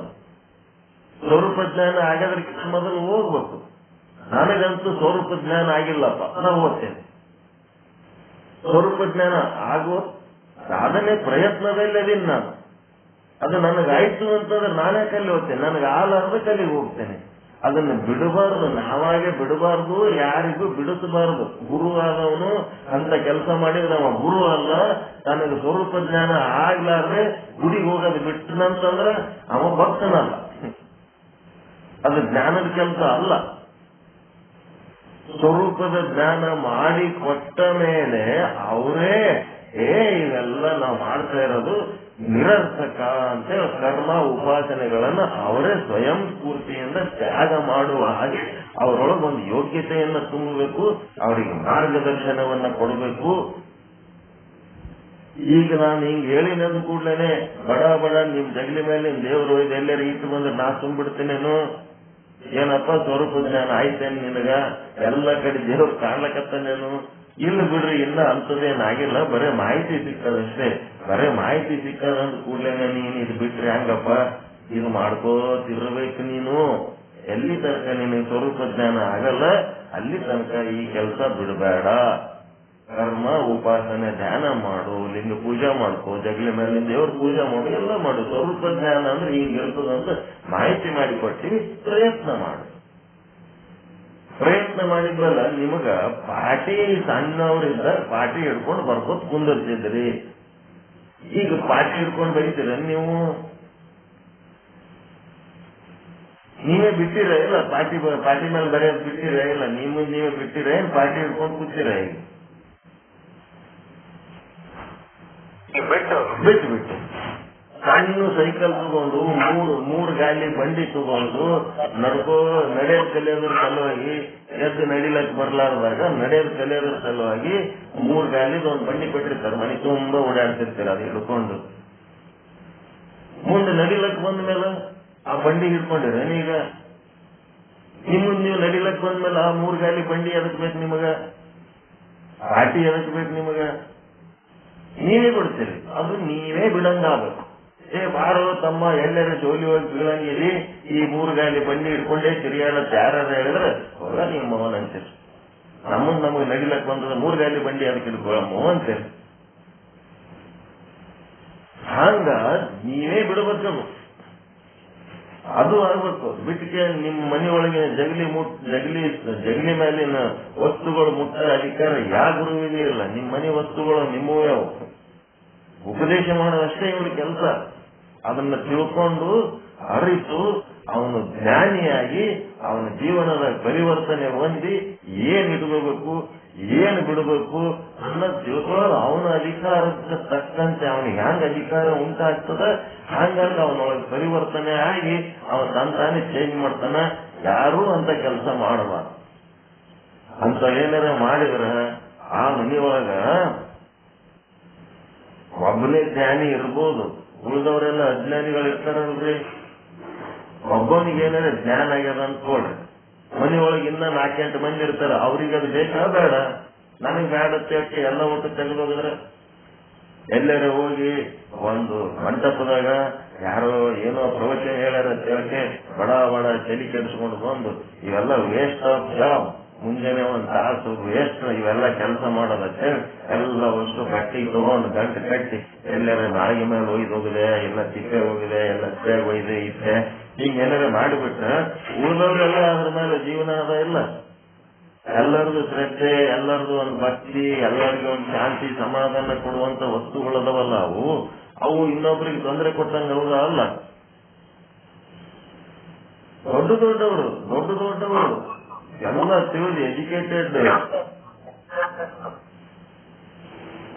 ದೊಡ್ಡ ಕಾಲೇಜ್ ಪ್ರೊಫೆಸರ್ಗಳಾಗಿರ್ತಾರ, ಪ್ರಿನ್ಸಿಪಾಲ್ ಆಗಿರ್ತಾರ, ಹೆಡ್ ಆಫ್ ದಿ ಡಿಪಾರ್ಟ್ಮೆಂಟ್ ಆಗಿರ್ತಾರ, ಏನೇನೋ ಆಗಿ ಪೂರಾ ವಿಷಯ ಸರಿಯಾಗಿ ತಿಳ್ಕೊಳ್ಳಾರ್ದೆ ಒಂದೇ ಸಲ ಹೋಗಿ ಜಗಲಿ ಖಾಲಿ ಮಾಡಿಬಿಡ್ತಾರ. ಜಗಲಿ ಖಾಲಿ ಮಾಡಿದ ಕೂಡಲೇ ಅವ್ರ ಹೆಂಡ್ರ ಸುಮ್ಮಿರ್ತಾರೇನ್ರಿ, ಇದೇನೋ ನನ್ನ ಗಂಡ ಹುಚ್ಚಿಡದ, ಇವ ಏನೋ ಹುಚ್ಚುಚ್ಚು ಮಾಡ್ಲಕತ್ತಾನ. ಆದ್ರೆ ಏನ್ ಮಾಡ್ಬೇಕು? ಮನಿ ಯಜಮಾನಾಗಿ ಹುಚ್ಚುಚ್ಚು ಮಾಡ್ಲಕತ್ತಾನ ಅಂತಂದ್ರ ಅವ ಏನ್ಯಾಕ್ ಮಾಡಲಕ್ಕ, ಜಗಲಿ ಹಾಳ ಬೀಳಲಕ್ಕಂತೇಳಿ ಜಗಲಿ ಬಿಟ್ಟು ಬಿಡ್ತಾರ.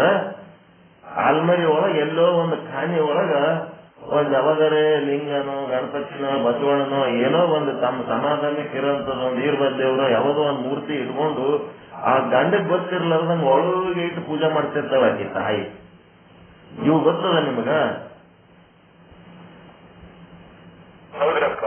ಒಳಗಿಡ್ತಾಳ ಆಲ್ಬರಿ ಒಳಗೆ ಇಟ್ಕೊಂಡು ಪೂಜೆ ಮಾಡ್ತಾಳ. ಅದ್ರ ಮುಂದೆ ಪೂಜೆ ಮುಗಿದ ಕೂಡಲೇ ಬಟ್ಟೆ ಇಟ್ಬಿಡ್ತಾಳ. ಅದ್ರ ಮುಂದೆ ಬಟ್ಟೆಗೆ ಮುಚ್ಚಿಟ್ಬಿಡ್ತಾಳ ಅವನಿಗೆ, ದೇವ್ರಿಗೆ. ಅವ ನೋಡಿದ್ರೆ ಬಟ್ಟೆ ಕಾಣಬೇಕು. ಆಮೇಲೆ ಮುಂಜಾನೆ ಸ್ನಾನ ಮಾಡಿ ಅವನಿಗೆ ಆಫೀಸಿಗೆ ಕಳಿಸಿ ಅವ ಆದ್ಮೇಲೆ ಐಕಿ ಏನ್ ಮಾಡ್ತಾಳೆ, ಸಾವಕಾಶ ಅದ ಹೊರಗೆ ತಂದಿಟ್ಟು ಪೂಜೆ ಮಾಡಿ ಮತ್ತೆ ಒಳ್ಳೆ ದೇವ್ರಿಗೆ ಒಳಗೆ ಇಟ್ಬಿಡ್ತಾಳ. ಅದಕ್ಕ ನಾವು ಮಾಡೋ ಕೆಲಸಗಳು ಇನ್ನೊಬ್ಬರಿಗೆ ತ್ರಾಸ ಆಗಬಾರ್ದು. ಆಕೆ ಅದು ಮಾಡೋದ್ರಿಂದ ಈಗ ಸಮಾಧಾನ, ಅದೇನು ಅಜ್ಞಾನದ ಕೆಲಸನ ಸಮಾಧಾನಕ್ಕಾಗಿ ಏನು ಮಾಡ್ತಿರ್ತಾಳ. ಇಂಥವು ಎಲ್ಲ ಮೂರ್ಖತನಗಳು ಮಾಡಬಾರ್ದು. ಸ್ವರೂಪ ಜ್ಞಾನ ಆಗ್ಲಾರ್ದೆ ದೇವಸ್ಥಾನಕ್ಕೆ ಹೋಗೋದು, ಜಗಲಿ ಮೇಲಿನ ದೇವ್ರ ಪೂಜೆ ಮಾಡೋದು, ಇವೆಲ್ಲ ತ್ಯಾಗ ಮಾಡೋದು ಮೂರ್ಖತನ. ಸ್ವರೂಪ ಜ್ಞಾನ ಮಾಡಿ ಕೊಡಲಾರದೆ ಇನ್ನೂ ಅಪ್ರಬುದ್ಧ ಸ್ಥಿತಿಯಲ್ಲಿರುವಂತ ಸಾಧಕರ ಮನೆಯೊಳಗೆ ಹೋಗಿ ಅವರು ಜಗಲಿ ಮೇಲಿನ ದೇವರುಗಳನ್ನ ನಾವು ಖಾಲಿ ಮಾಡೋದು, ಇದು ಶತಮೂರ್ಖತನ, ಗಡು ಮೂರ್ಖತನ. ಇವೆಲ್ಲ ಮಾಡ್ಲಿಕ್ಕೆ ಹೋಗ್ಬಾರ್ದು. ಮುಟ್ಟಬಾರ್ದು ಇನ್ನೊಬ್ಬರ ಮನೆಯೊಳಗಿನ ವಸ್ತುಗಳು. ನಿಂದೇನ್ ಕೆಲಸದ ಬ್ರಹ್ಮಜ್ಞಾನದ ಉಪದೇಶ ಮಾಡ್ಲಿಕ್ಕೆ ಅಷ್ಟೇ ನಿನ್ ಕೆಲಸ. ಉಳಿದು ಏನ್ ಮಾಡಕ್ಕೂ ಅಧಿಕಾರ ಇಲ್ಲ. ಅದಕ್ಕೆ ಹೇಳ್ತಾ ಇರೋದು ಸರಿಯಾದ ತಪ್ಪದ.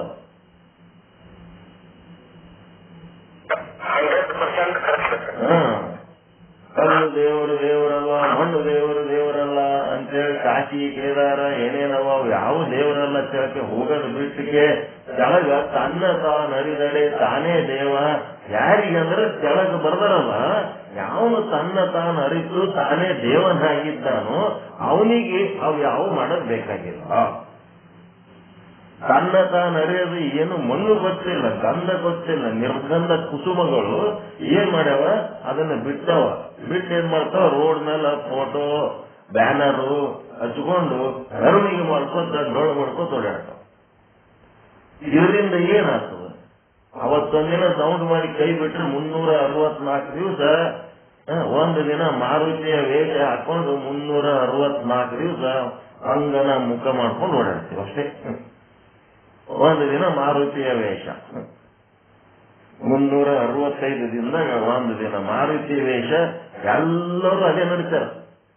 ಜಾತಿಗೊಬ್ಬ ಗುರು ಅಂತೇಳಿ ಮಾಡ್ಕೊಂಡು ಆ ಗುರುವಿನ ಮೆರವಣಿಗೆ, ಫೋಟೋ ಬ್ಯಾನರು ಎಲ್ಲ ಮಾಡಿ ಅವತ್ತೊಂದು ದಿನ ಎಲ್ಲರೂ ಮಾರುತಿಯ ನಾಟಕ ಆಡ್ತಾರೆ. ಉಳಿದು 364 ದಿವಸ ಮಂಗೇನು ವ್ಯಾಪಾರ ಮಾಡ್ತಿರ್ತಾರೆ. ತನ್ನ ತಾನರಿತು ತಾನಾರೆಂದರಿದಳೆ ತಾನೇ ದೈವ ನೋಡ ಅಪ್ರಮಾಣ ಕೂಡಲ ಸಂಗಮ ದೇವ. ಈ ರೀತಿ ಯಾರಿರ್ತಾರೆ ಅಂತವ್ರು ಇದನ್ನೆಲ್ಲ ಮಾಡೋದು ಬಿಡ್ಬೇಕು. ಇದೆಲ್ಲ ತಿಳ್ಕೋಬೇಕು. ತಿಳ್ಕೊಂಡು ತಾನು ಯಾರು ಅನ್ನ ತಿಳ್ಕೊಳ್ಳೋಕೆ ಸಾಧನೆ ಮಾಡುವುದಕ್ಕೆ ನಿಶ್ಚಯದಾಸರು ಕೊಟ್ಟಾರ, ಕಂಬಿಗಳ ಚೌಡಯ್ಯ ಕೊಟ್ಟಾರ, ಬಸವಣ್ಣವ್ರು ಕೊಟ್ಟಾರ, ಎಲ್ಲಾರು ಜ್ಞಾನಿಗಳು ಏನೇನದ್ರ ಎಲ್ಲರೂ ಕೊಟ್ಟಾರ ದಾರಿ. ಆ ಕೆಲಸ ಯಾರು ಮಾಡ್ಲಿಕ್ಕೆ ತಯಾರಿಲ್ಲ. ತಮ್ಮ ಸ್ವರೂಪ ಸಾಧನೆ ತಿಳ್ಕೋಬೇಕು. ನಿರ್ಮಲ ಚಿತ್ತ, ನಿಶ್ಚಲ ಚಿತ್ತ, ವಿವೇಕ, ವೈರಾಗ್ಯ, ಶಮ, ದಮ, ಶ್ರದ್ಧಾ, ಸಮಾಧಾನ, ಉಪರತಿ, ತಿತಿಕ್ಷ, ಶ್ರವಣ, ಮನನ, ನಿಧಿಧ್ಯಾಸನ, ತತ್ಪದಾರ್ಥದ ಸಂಶೋಧನ, ಪದಾರ್ಥದ ಸಂಶೋಧನ, ಮುಮುಕ್ಷತ್ವ ಏನೇನಲ್ಲ ಅವೆಲ್ಲ ಸಾಧನೆಗಳು ಮಾಡಿ ಮೋಕ್ಷ ಪ್ರಾಪ್ತಿ ಮಾಡ್ಕೊಂಡು ತಾನೇ ದೇವರ ಆದವನಿಗೆ ಇವೆಲ್ಲ ಮಾಡೋದು ಬೇಕಾಗ್ಯದ. ಎನ್ನ ಕಾಲೇ ಕಂಬ, ದೇವ್ರ ಗುಡಿ ಒಳಗಿನ ಕಂಬ ಇದ್ದಂಗ ಅವೇನ್ರಿ ಕಾಲುಗಳು. ಇವ್ರೇನ್ ದೇವ್ರ ಗುಡಿಗೆ ಹೋಗೋದ್ ಬಿಟ್ಟಾರಲ್ಲ, ಇವ್ರ ಕಾಲುಗಳು ಗುಡಿಯನ್ ಕಂಬ ಇದ್ದಂಗ ಅವ. ಬರೀ ಗುಡಿ ಇವೇನ್ ಬಹಳ ಪವಿತ್ರ ಅದಾವೆ. ನೀವು ಶಿರವೇ ವನ್ನ ಕಳಶ ಅಂದ ಕೂಡ್ಲೇನೆ ಇವ್ರ ಶಿರ ವನ್ನ ಕಳಶ ಆಗ್ಯದೇನ್ರಿ?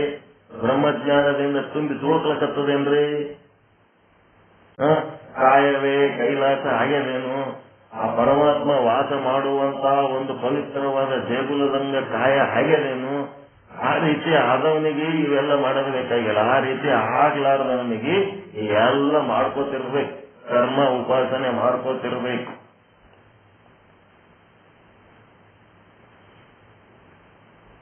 ಕತ್ತಲ್ದಾಗ ಹೋಗಾಗ ಜಾರ್ಕೊಂಡು ಬಿದ್ದ್ಬಿಟ್ಟಾನ. ಅದು ಹ್ಯಾಂಗ್ ಬಿದ್ದಾನ ಅಂತಂದ್ರ ಚೆನ್ನಾಗಿ ದೊಡ್ಡ ಹಾಳು ಬಾವಿ. ಆಳವಾದ ಆಳಬಾವಿ ಅದು, ನೀರು ಸಹಿತ ಇಲ್ಲ, ಕೆಳಗೆ ಏನೇನವ ಗೊತ್ತಿಲ್ಲ, ಕಲ್ಲು ಮಣ್ಣು ಮತ್ತೇನು ಹುಳ ಉಪ್ಪುಡಿ ಏನೇನದವ ಗೊತ್ತಿಲ್ಲ. ಅದು ಏನಾಗ್ಬಿಟ್ಟು ಪಟ್ಟದೊಂದು ಆಲದ ಮರದ ಬೇರೆ ಜೋತಿ ಬಿದ್ದಿತ್ತೊಳಗ ಆ ಬೇರೆ ಹಿಡ್ಕೊಂಡು ಜೊತೆ ಆಲದ ಮರದ ಬೇರೆ ಹಿಡ್ಕೊಂಡು ಜೋತೆ ಆಡ್ಲಕತ್ತಾನ. ಜೋತಾಡುವ ಸಮಯದಲ್ಲಿ ಒದರಾಡ್ಲಕತ್ತಾನ, ಯಾರೇ ಕಾಪಾಡ್ರಿ ಕಾಪಾಡ್ರಿ ಅಂತ ಒದರಾಡ್ಲಕತ್ತಾನ. ಒದರಾಡುವಾಗ ಏನಾಯ್ತು, ಒಬ್ಬ ಆಪ್ತ ಪುರುಷ ಬಂದ, ನೋಡ್ದ, ಇಲ್ಲೊಬ್ಬ ವ್ಯಕ್ತಿ ಒಳಗ್ ಬಿದ್ದಾನ, ಜೋತ್ ಬಿದ್ದಾನ. ಅವನಿಗೊಂದು ಏನ್ ಮಾಡ್ಬೇಕು, ಹಗ್ಗ ತಂದು ಉಳಿಸ್ಬೇಕಂತೇಳಿ ಅವ ಹಗ್ಗ ಜೋತ್ ಬಿಟ್ಟಾನೆ. ಇನ್ನೊಂದು ಟೈಪ್ ಪಾರ್ಟಿಗಳು ನಿಮಗೆ ಪರಿಚಯ ಮಾಡಿಕೊಡ್ತೇನೆ. ತಮ್ಮ ತಾವಾಗೆ ಬಿಡೋದಲ್ಲ, ಇನ್ನೂ ಒಂದು ಟೈಪ್ ಪಾರ್ಟಿ ಹೆಂಗ ಇರ್ತಾರಂದ್ರ, ಮೊದಲಿಂದ ನಾವು ಇದೇ ಮಾಡ್ಕೊತ ಬಂದೀವ್ರಿ, ಇದು ನಮ್ಮ ಮನಿ ದೇವರದ, ಯಾವ ಕಾಲದಿಂದ ನಾವು ಮಾಡ್ಕೊತ ಬಂದೀವಿ, ಈಗ ಬಿಟ್ಬಿಡು ನಾವು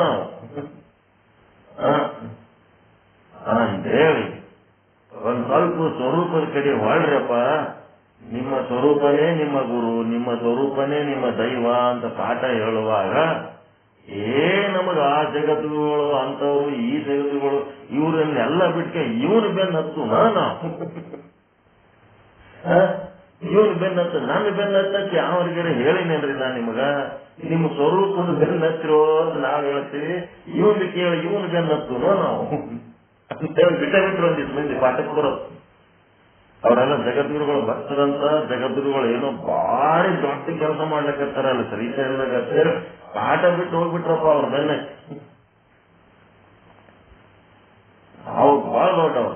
ಏನಾಯ್ತು, ನಿಮ್ಮಲ್ಲಿದ್ದ ರೊಕ್ಕ ಎಲ್ಲ ತಗೊಂಡು ಅಲ್ಲಿ ದೊಡ್ಡ ಕೆಲಸ ಮಾಡ್ಕೊಂಡು ಅಲ್ಲಿ ಅವ್ರ ಹೆಸರಾಗಿಬಿಡ್ತು. ನಿಮ್ದೇನಾಯ್ತು, ನಿಮ್ಮ ಊರಾಗ ನೀವು ಬಂದು ಕುಂದಿರ್ತೀರಿ, ನಿಮ್ಮ ಮನೆಯಾಗ ನೀವು ಬಂದು ಕುಂದಿರ್ತೀರಿ, ನಿಮ್ ತಲೆಯಾಗ ಒಂದು ಭ್ರಮೆ ಒಗಿಸ್ಬಿಡ್ತಾರ ಅವ್ರು ಬಂದು, ನಿಮ್ಮಲ್ಲಿ ರೊಕ್ಕ ಎಲ್ಲ ಕೊಟ್ಟು ಹೋಗಂಗ್ ಮಾಡಿ ಆಗ್ಬಿಡ್ತಾರ. ಆಯ್ತು ಇಟ್ಕೊಳ್ತೀರಿ, ಏನಾಯ್ತು ಅಷ್ಟು ದುಡ್ದಂಗೆ ದುಡಿದು ಆ ರೊಕ್ಕ ನಿಮ್ಗ ನಿಮ್ಮ ಮನೆಯವ್ರಿಗೆ ಉಣ್ಬೇಕಾದದ್ದು ಇದು ಎಲ್ಲ ಹಾಕಿ ಬಂದು ಬಿಡ್ತೀರಿ.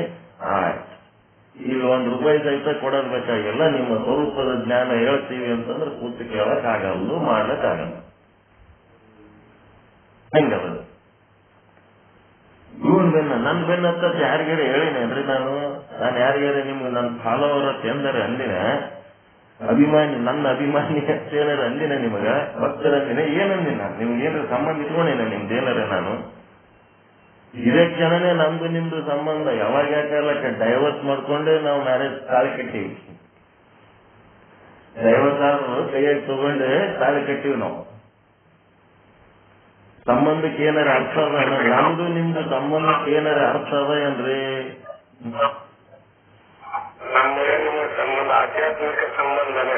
ಆಧ್ಯಾತ್ಮಿಕ ಸಂಬಂಧ ನಿಮ್ಮ ಅರಿವಿನ ಜೊತೆಗೆ, ನಿಮ್ಮ ಆತ್ಮದ ಜೊತೆಗೆ ಸಂಬಂಧ ಒಂದ್ರಿ, ನಿಮ್ಮ ಸಾಕ್ಷಿ ಜೊತೆಗೆ ಸಂಬಂಧ ಒಂದ್ರಿ ಹೇಳಕತ್ತೀವಿ ನಾವು. ನಮ್ ಸಂಗತಿ ನಿಮ್ದೇನ್ ಸಂಬಂಧ ಬೇಕಾಗಿದೆ, ಇನ್ನೊಂದರ್ಗ ಬಿಸಾಕ್ರಿ ಅಂತ ಹೇಳ್ತೀನಿ, ಪ್ರತಿ ಸಲ ಅದೇ ಹೇಳ್ತೀನಿ, ಬಿಸಾಕ್ರಿ. ನಿಶ್ಚಲದಾಸ ಹಿಡ್ಕೊಳ್ರಿ, ನಿಶ್ಚಲದಾಸಗ ಪೀತಾಂಬರಗ ಬಿಡಬೇಡ್ರಿ, ಇನಾಮದಾರಿಗೆ ಬಿಸಾಕ್ರಿ.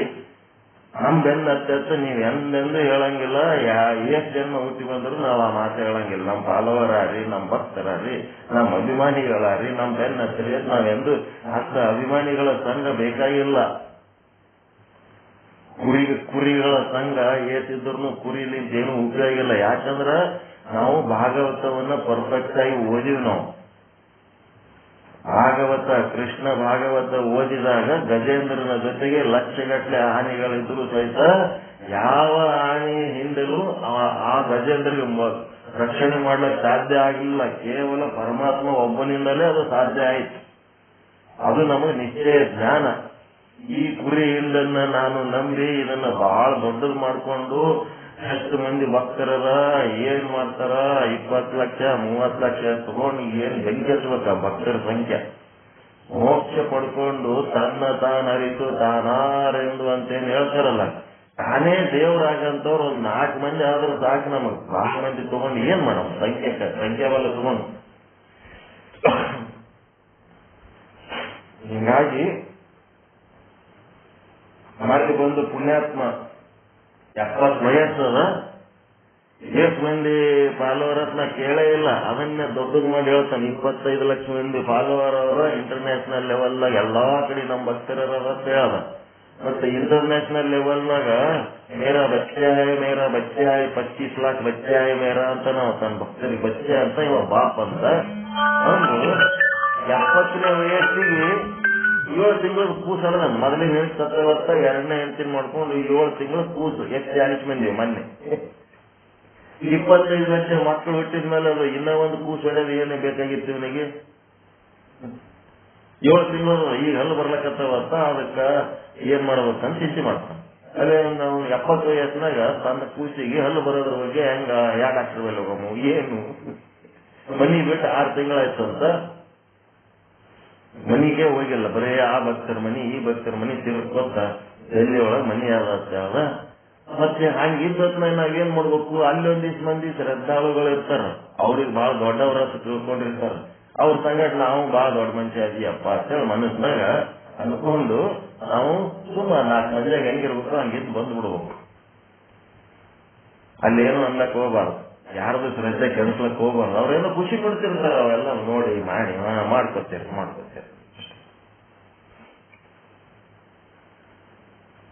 ಅದಕ್ಕೆ ಎಷ್ಟು ದೊಡ್ಡವ್ರು ಅದಿರಿ, ಸಮುದ್ರ ಇದ್ದಂಗೆ ಅದಿರಿ ನೀವು, ಜಲರಾಶಿಯಲ್ಲಿ ಸಮುದ್ರ ಇದ್ದಂಗೆ ಅದಿರಿ. ನಿಮ್ಮ ಕಲ್ಪನೆಗಳು, ದೇವರ ಕಲ್ಪನೆಗಳು ಏನೇನದವ ಅವೆಲ್ಲ ನೀವೇ ಹುಟ್ಟಿಸ್ಕೊಂಡು ಕಲ್ಪನೆಗಳು ಅದಾವ. ಅದಕ್ಕೆ ಪ್ರಭುದೇವರು ಹೇಳ್ತಾರ, ನಾನು ನಿನಗ ತೊಳಿತೀನಿ, ನಾನು ನಿನಗ ನೀರ್ ಹಾಕ್ತೀನಿ, ನಾನು ನಿನಗ ಈ ಬಚ್ಚೆ ಹಚ್ತೀನಿ, ನಾನು ನಿನಗ ಗಂಧ ಕುಂಕುಮ ಹಚ್ಚತೆ, ನಾನು ನಿನಗ ಧೂಪ ದೀಪ ಏನೆಲ್ಲ ಮಾಡ್ತೀನಿ. ನೀವ್ ಯಾತ್ರ ದೇವರು, ನಾ ದೇವರು ಅಂತ ನಾವು ಪ್ರಭುದೇವರು. ಆ ಮಟ್ಟದ್ದು ಅರಿವು ಬರ್ಬೇಕಲ್ಲ. ಅದಕ್ಕಿಂತ ದೊಡ್ಡವ ನಾನು ಅನ್ನೋದು ಅರಿವು ಬಂದಾಗ ಏನ್ ಮಾಡ್ತಾನ, ಅದಕ್ಕೆ ಆಗ್ತಾನೆ. ಆ ಕೆಲಸ ಮಾಡೋದ್ ಕರ್ಮ ತ್ಯಾಗ ಮಾಡ್ತಾನೆ, ಉಪಾಸನೆ ತ್ಯಾಗ ಮಾಡ್ತಾನೆ. ಯಾವಾಗ ನಾ ದೇವನಲ್ಲದೆ ನೀ ದೇವನೇ ಅನ್ನಂಥದ್ದೊಂದು ಒಳಗ ಮೆಚುರಿಟಿ ಪ್ರಬುದ್ಧತೆ ಬರ್ಬೇಕಲ್ಲ. ನಾನೇನೇ ನೈವೇದ್ಯ ಇಡ್ತೀನಿ, ನಾನೇನೇನೆಲ್ಲ ಮಾಡ್ತೇನೆ, ನಾ ಮಾಡೀನಿ ಅಂತ ಹೇಳಿಕೆ ನೀ ದೇವರಾಗಿದೆ ಅನ್ನಂಥದ್ದು ಪ್ರಬುದ್ಧತೆ ಬರ್ಬೇಕಲ್ಲ. ದೇವರೇ ನೀನೇ ದೊಡ್ಡವಪ್ಪ, ಕಾಪಾಡು, ನಿನ್ಲಿಂದ ನನ್ನ ಮನೆಯಲ್ಲೇ ಅನ್ನೋದದ, ನಿನ್ಲಿಂದ ನಾ ಬದುಕಿನಿ ಅಂತ ಹೇಳಿ ಆ ದೇವ್ರ ಮುಂದೆ ಕೈ ಜೋಡಿಸ್ಕೊಂಡು ನಿಂತಿರೋವಾಗ ಅವನಿಗೆ ಹೋಗಿ ನನ್ನೊಳಗೆ ತಾನು ಪ್ರಬುದ್ಧತೆ ಬರುವ ಹಾಗೆ ಉಪದೇಶ ಮಾಡಿ ಅವನಿಗೆ ಪ್ರಬುದ್ಧತೆಯನ್ನು ಬೆಳೆಸ್ಕೊಳ್ಳಕ್ ಪ್ರಯತ್ನ ಮಾಡ್ಲಕ್ ಹಚ್ಚಬೇಕೇ ಹೊರತು ಅವನು ಇನ್ನ ಬೇರೆ ವಸ್ತುಗಳು ಶ್ರೇಷ್ಠ ಅಂತನ್ನಂತ ಭಾವನೆ ಇದ್ದವನಿಗೆ ಪ್ರಬುದ್ಧತೆ ಬೆಳಿಲಾರ್ದೆ ಹಂಗೆ ಅವನಿಗೆ ಕೈ ಬಿಟ್ರ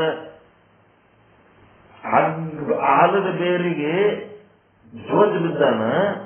ಇನ್ನೊಬ್ಬ ಆಪ್ತ ಪುರುಷ ಬಂದು ಏನ್ ಮಾಡ್ಲಕತ್ತಾನ, ಈ ಹಗ್ಗ ಹಿಡ್ಕೋರೋ ಮ್ಯಾಲ ಬರ್ತೀವಿ, ಮ್ಯಾಲ ಜಗತೀವಿ, 2-3 ನಿಂತೀವಿ, ನಿನ್ನ ಮ್ಯಾಲ ಎಳಿತೀವಿ, ಈ ಹಗ್ಗ ಹಿಡ್ಕೋ ಅಂತ ಒಂದಿಷ್ಟು ಮಂದಿ ಹೇಳಕತ್ತಾರ ಮ್ಯಾಲಿಂತ. ಇವ್ರೇನ್ ಮಾಡ್ತಾನ, ಇಲ್ಲರಿ ನಾವು ಈ ಆಲದ ಬೇರ್ಲಿಂದ ಬದುಕಿವಿ ನಾವು, ಇಲ್ಲಂದ್ರೆ ಈ ಆಲದ ಬೇರ್ ಬಿಟ್ಟರೆ ರಾತ್ರಿ ಸತ್ತೋಗ್ಬಿಡ್ತಿದ್ದೆವು ನಾವು, ಮತ್ತೆ ಹೊಸದೇನ್ ಹಿಡ್ಕೊಳ್ಳೋದು ಬೇರೆ, ನಾವು ಇದೇ ಹಿಡ್ಕೊಂಡಿರ್ತೀವಿ ಅಂತೇಳಿ ಒಂದಿಷ್ಟು ಮಂದಿ ಅದೇ ಮಾಡ್ಕೊತೇ ಸತ್ತೋತೀವಿ. ಆಲದ ಬೇರ್ ಹಿಡ್ಕೊಂಡೆ ಸತ್ತೋತೀವಿ ಅಂತಾರೆ. ಹಗ್ಗ ಬಿಟ್ರೆ ಮುಟ್ಟಂಗೆ ಇಲ್ಲ. ಕರ್ಮ ಉಪಾಸನೆಯ ಮಟ್ಟದಲ್ಲೇ ಬಲಿಗೆ ಸತ್ತೋತಾರೆ ಕೆಲವೊಬ್ರು, ಜ್ಞಾನಕ್ಕೆ ಬರಂಗೇ ಇಲ್ಲ ಅವರು. ಆಲದ ಬೇರು ಬಿಟ್ಟು ಈ ಹಗ್ಗ ಹಿಡಿದ್ರ ಅವ ಬದುಕಿ ಮ್ಯಾಲ ಬರ್ತೀನಿ ಅನ್ನೋ ಭರವಸೆ ಇರ್ಲಾರ್ದಕ್ಕ ಅವ ಆಲದ ಬೇರೆ ಬಿಡಂಗಿಲ್ಲ. ಇದೇ ನನಗೆ ಚಲೋ ಗಟ್ಟಿಮುಟ್ಟು ಹಿಡಿದು ಒಂದ್ ಕಡೆ ಇಷ್ಟೇ ನಡೆದು ನನ್ನ ಕೆಲಸ ಆಯ್ತು. ಏನಾಗ್ಲಕತ್ತದ, ಮ್ಯಾಲ ಒಂದು ಜೇನು ಹತ್ತದಂತ, ಆ ಜೇನಿನ ಹನಿ ಬೀಳಕತ್ತದ, ಆ ಹನಿ ಜೇನು ಕುಡಿಲಕತ್ತನ, ರುಚಿ ಹತ್ಲಕತ್ತದ. ಇವ ಆಲದ ಬೇರ್ ಹಿಡಿದದ್ದು ಏನಾಗ್ಲಕತ್ತದ, ಮ್ಯಾಲ 2 ಇಲಿಗಳು ಆ ಬೇರನ್ನ ಕಟ್ ಮಾಡ್ಲಕತ್ತವಂತ. ಅವು ಯಾವ್ದೆರಡು ಇಲಿ ಅಂದ್ರೆ ಹಗಲು ಮತ್ತು ರಾತ್ರಿಯನ್ನ ಇಲಿಗಳು ಏನ್ ಮಾಡ್ಲಕತ್ತವ, ಆ ಬೇರು ಕತ್ತರಿಸ್ಲಕತ್ತವ.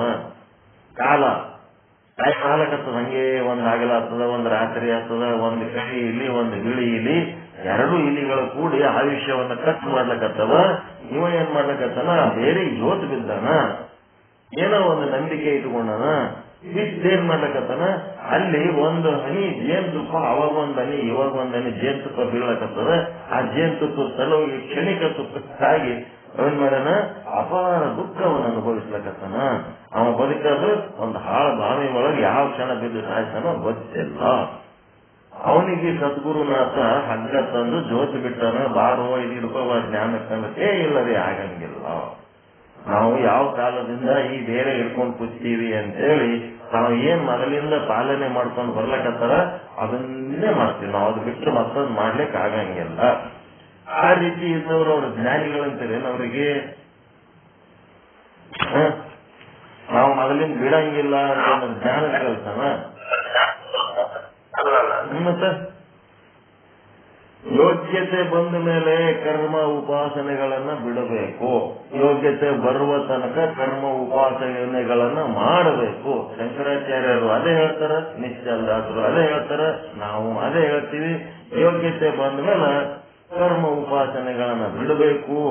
ಒಂದು ವೇಳೆ ನೀವು ಕರ್ಮ ಉಪಾಸನೆಗಳನ್ನ ಮಾಡಿಸ್ಬೇಕು ಅಂತ ಎದಕ್ಕೆ ಹೇಳ್ತದ ವೀರಶೈವ ಸಿದ್ಧಾಂತ ಅಂದ್ರೆ, ಮುಂದೆ ನಿಮ್ಮ ಮಕ್ಕಳು ಮೊಮ್ಮಕ್ಕಳು ನೀವು ಮಾಡುವ ಕರ್ಮ ಉಪಾಸನೆಗಳನ್ನ ನೋಡಿ ನಿಮ್ಮದು ಕಾಪಿ ಮಾಡ್ತಾರ. ಅವರು ಕೂಡ ಲಿಂಗ ಇಟ್ಕೊಂಡು ಕುಂದಿರ್ತಾರ, ಅವರು ಕೂಡ ಜಗಲಿ ಮೇಲೆ ದೇವ್ರ ಪೂಜೆ ಮಾಡ್ತಾರ.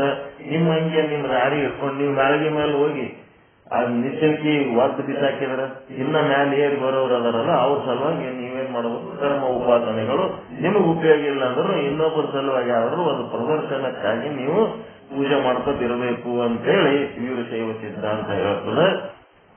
ಶಂಕರಾಚಾರ್ಯರೊಳಗೆ ಶಿಷ್ಯರು ಎರಡು ಬಳಗ. ಒಂದು ಕರ್ಮ ಉಪಾಸನೆ ಬಿಡು ಅಂತ ಒಂದಿಷ್ಟು ಮಂದಿ ಹೇಳ್ತಾರ, ಒಂದಿಷ್ಟು ಮಂದಿ ಕರ್ಮ ಉಪಾಸನೆಯನ್ನ ಕಂಟಿನ್ಯೂ ಕೊನೆ ತನಕನೂ ಮಾಡು ಅಂತನೂ ಹೇಳ್ತಾರೆ. ಯಾಕಂದ್ರೆ ನಿಮಗ್ ಉಪಯೋಗ ಇಲ್ಲ ಅಂದ್ರೂ ಇನ್ನೊಬ್ರು ನಿಮ್ಮನ್ನು ನೋಡಿ ಮಾಡ್ತಾರ, ಅದರ ಸಲಹೆ ಮಾಡ್ರಿ ಅಂತ ಹೇಳ್ತಾರೆ. ಹೀಗಾಗಿ ನಿಮ್ಮ ಗುಣ ಸ್ವಭಾವ ಹೆಂಗದ ಹಂಗ ಎಂದು ನೀವು ಕಂಟಿನ್ಯೂ ಮಾಡ್ರಿ ಅಂತ ಹೇಳಲ್ಲ, ಬಿಡ್ರಿ ಅಂತ ಹೇಳಲ್ಲ, ಬಾಡ್ಸೋತೆ ಸಾಯ್ರಿ ಅಂತ ಹೇಳಲ್ಲ, ಏನೇನು ಹೇಳಂಗಿಲ್ಲ. ನಾವು ತತ್ವ ಹೆಂಗದ ತಿಳಿಸಿ ಹೇಳ್ಬಿಡ್ತೀವಿ ಅಷ್ಟೇ. ನಿಮ್ಮ ಗುಣ ಸ್ವಭಾವಕ್ಕೆ ಇದು ಎದಕ್ ಮಾಡ್ಬೇಕು, ಬಿಡಪ್ಪ ನಮ್ಗೆಲ್ಲ ಗೊತ್ತಾಗ್ಯದಲ್ಲ, ನಿರರ್ಥಕ ಅನ್ನಿಸ್ತು ಅಂದ್ರೆ ಬಿಡ್ಬೇಕಂತ ಬಿಡ್ರಿ, ಕಂಟಿನ್ಯೂ ಮಾಡ್ಬೇಕಾದ್ರೆ ಮಾಡ್ರಿ, ಹಿಂಗೆ ಮಾಡ್ರಿ ಹಂಗೆ ಮಾಡ್ರಿ ಅಂತ ಹೇಳಕ ನಿಮಗ್ ಮಾಡೋದು ಆರ್ಡರ್ ಮಾಡೋರು ನಾವೇ. ನಿಮ್ಮ ಗುಣ ಸ್ವಭಾವ ಹೆಂಗದ ಹಂಗ ಮಾಡ್ಕೊಳ್ರಿ. ಆದ್ರೆ ನಿಮ್ಮ ಸ್ವರೂಪದ ಬಗ್ಗೆ ನಿಮಗೆ ಜ್ಞಾನ ಇರಲಿ. ಆ ಸ್ವರೂಪ ನಿಮಗಿದ್ದಂತ ಸ್ವರೂಪದ ಜ್ಞಾನನೇ ಎಲ್ಲಾ ಕಡೆ ಅದನ್ನ ಕಾಣುವಂತವರಾಗ್ರಿ. ನಿಮ್ಮೊಳಗೆ ಒಂದೇ ಸಾಕ್ಷಿ ಅದ, ಮಂದಿ ಒಳಗೆ ಸಾಕ್ಷಿ ಇಲ್ಲ, ಎಲ್ಲಾ ಕಡೆ ಅದೇ ಸಾಕ್ಷಿನೇ ಅದ. ಆ ಸಾಕ್ಷಿ ದರ್ಶನ ನೀವು ಸಾಕ್ಷಿ ಸ್ವರೂಪರಾಗಿ ಎತ್ತರ ನೋಡಿದತ್ತ ಸಾಕ್ಷಿ ದರ್ಶನನೇ ಮಾಡ್ಕೊಳ್ರಿ. ಎತ್ತರ ಎತ್ತರ ರುಚಿ ವ್ಯಾಪಿ ತತ್ರ ತತ್ರ ಸಾಕ್ಷಿ ದರ್ಶನ ಅಷ್ಟು ಮಾಡ್ರಿ. ನಿಮ್ಮ ರುಚಿ ಎಲ್ಲೇ ಧರಿಸ್ತದೆ ಅಲ್ಲೆಲ್ಲ ಸಾಕ್ಷಿ ದರ್ಶನನೇ ಮಾಡ್ಕೊಳ್ರಿ. ಅದು ಮೋಕ್ಷಕ್ಕೆ ದಾರಿ. ನಮ್ಮ ಸಾಕ್ಷಿ ಎಂಬುವಂತಹದ್ದು ಸಣ್ಣದು ಅಂತ ತಿಳಿದುಕೊಳ್ಳಬೇಡಿರಿ. ಜಗತ್ತೆಲ್ಲವೂ ಕೂಡ ನಮ್ಮ ಸಾಕ್ಷಿ ಚೇತನದಲ್ಲಿಯೇ ಅಗ್ರಸ್ತವಾಗಿದೆ.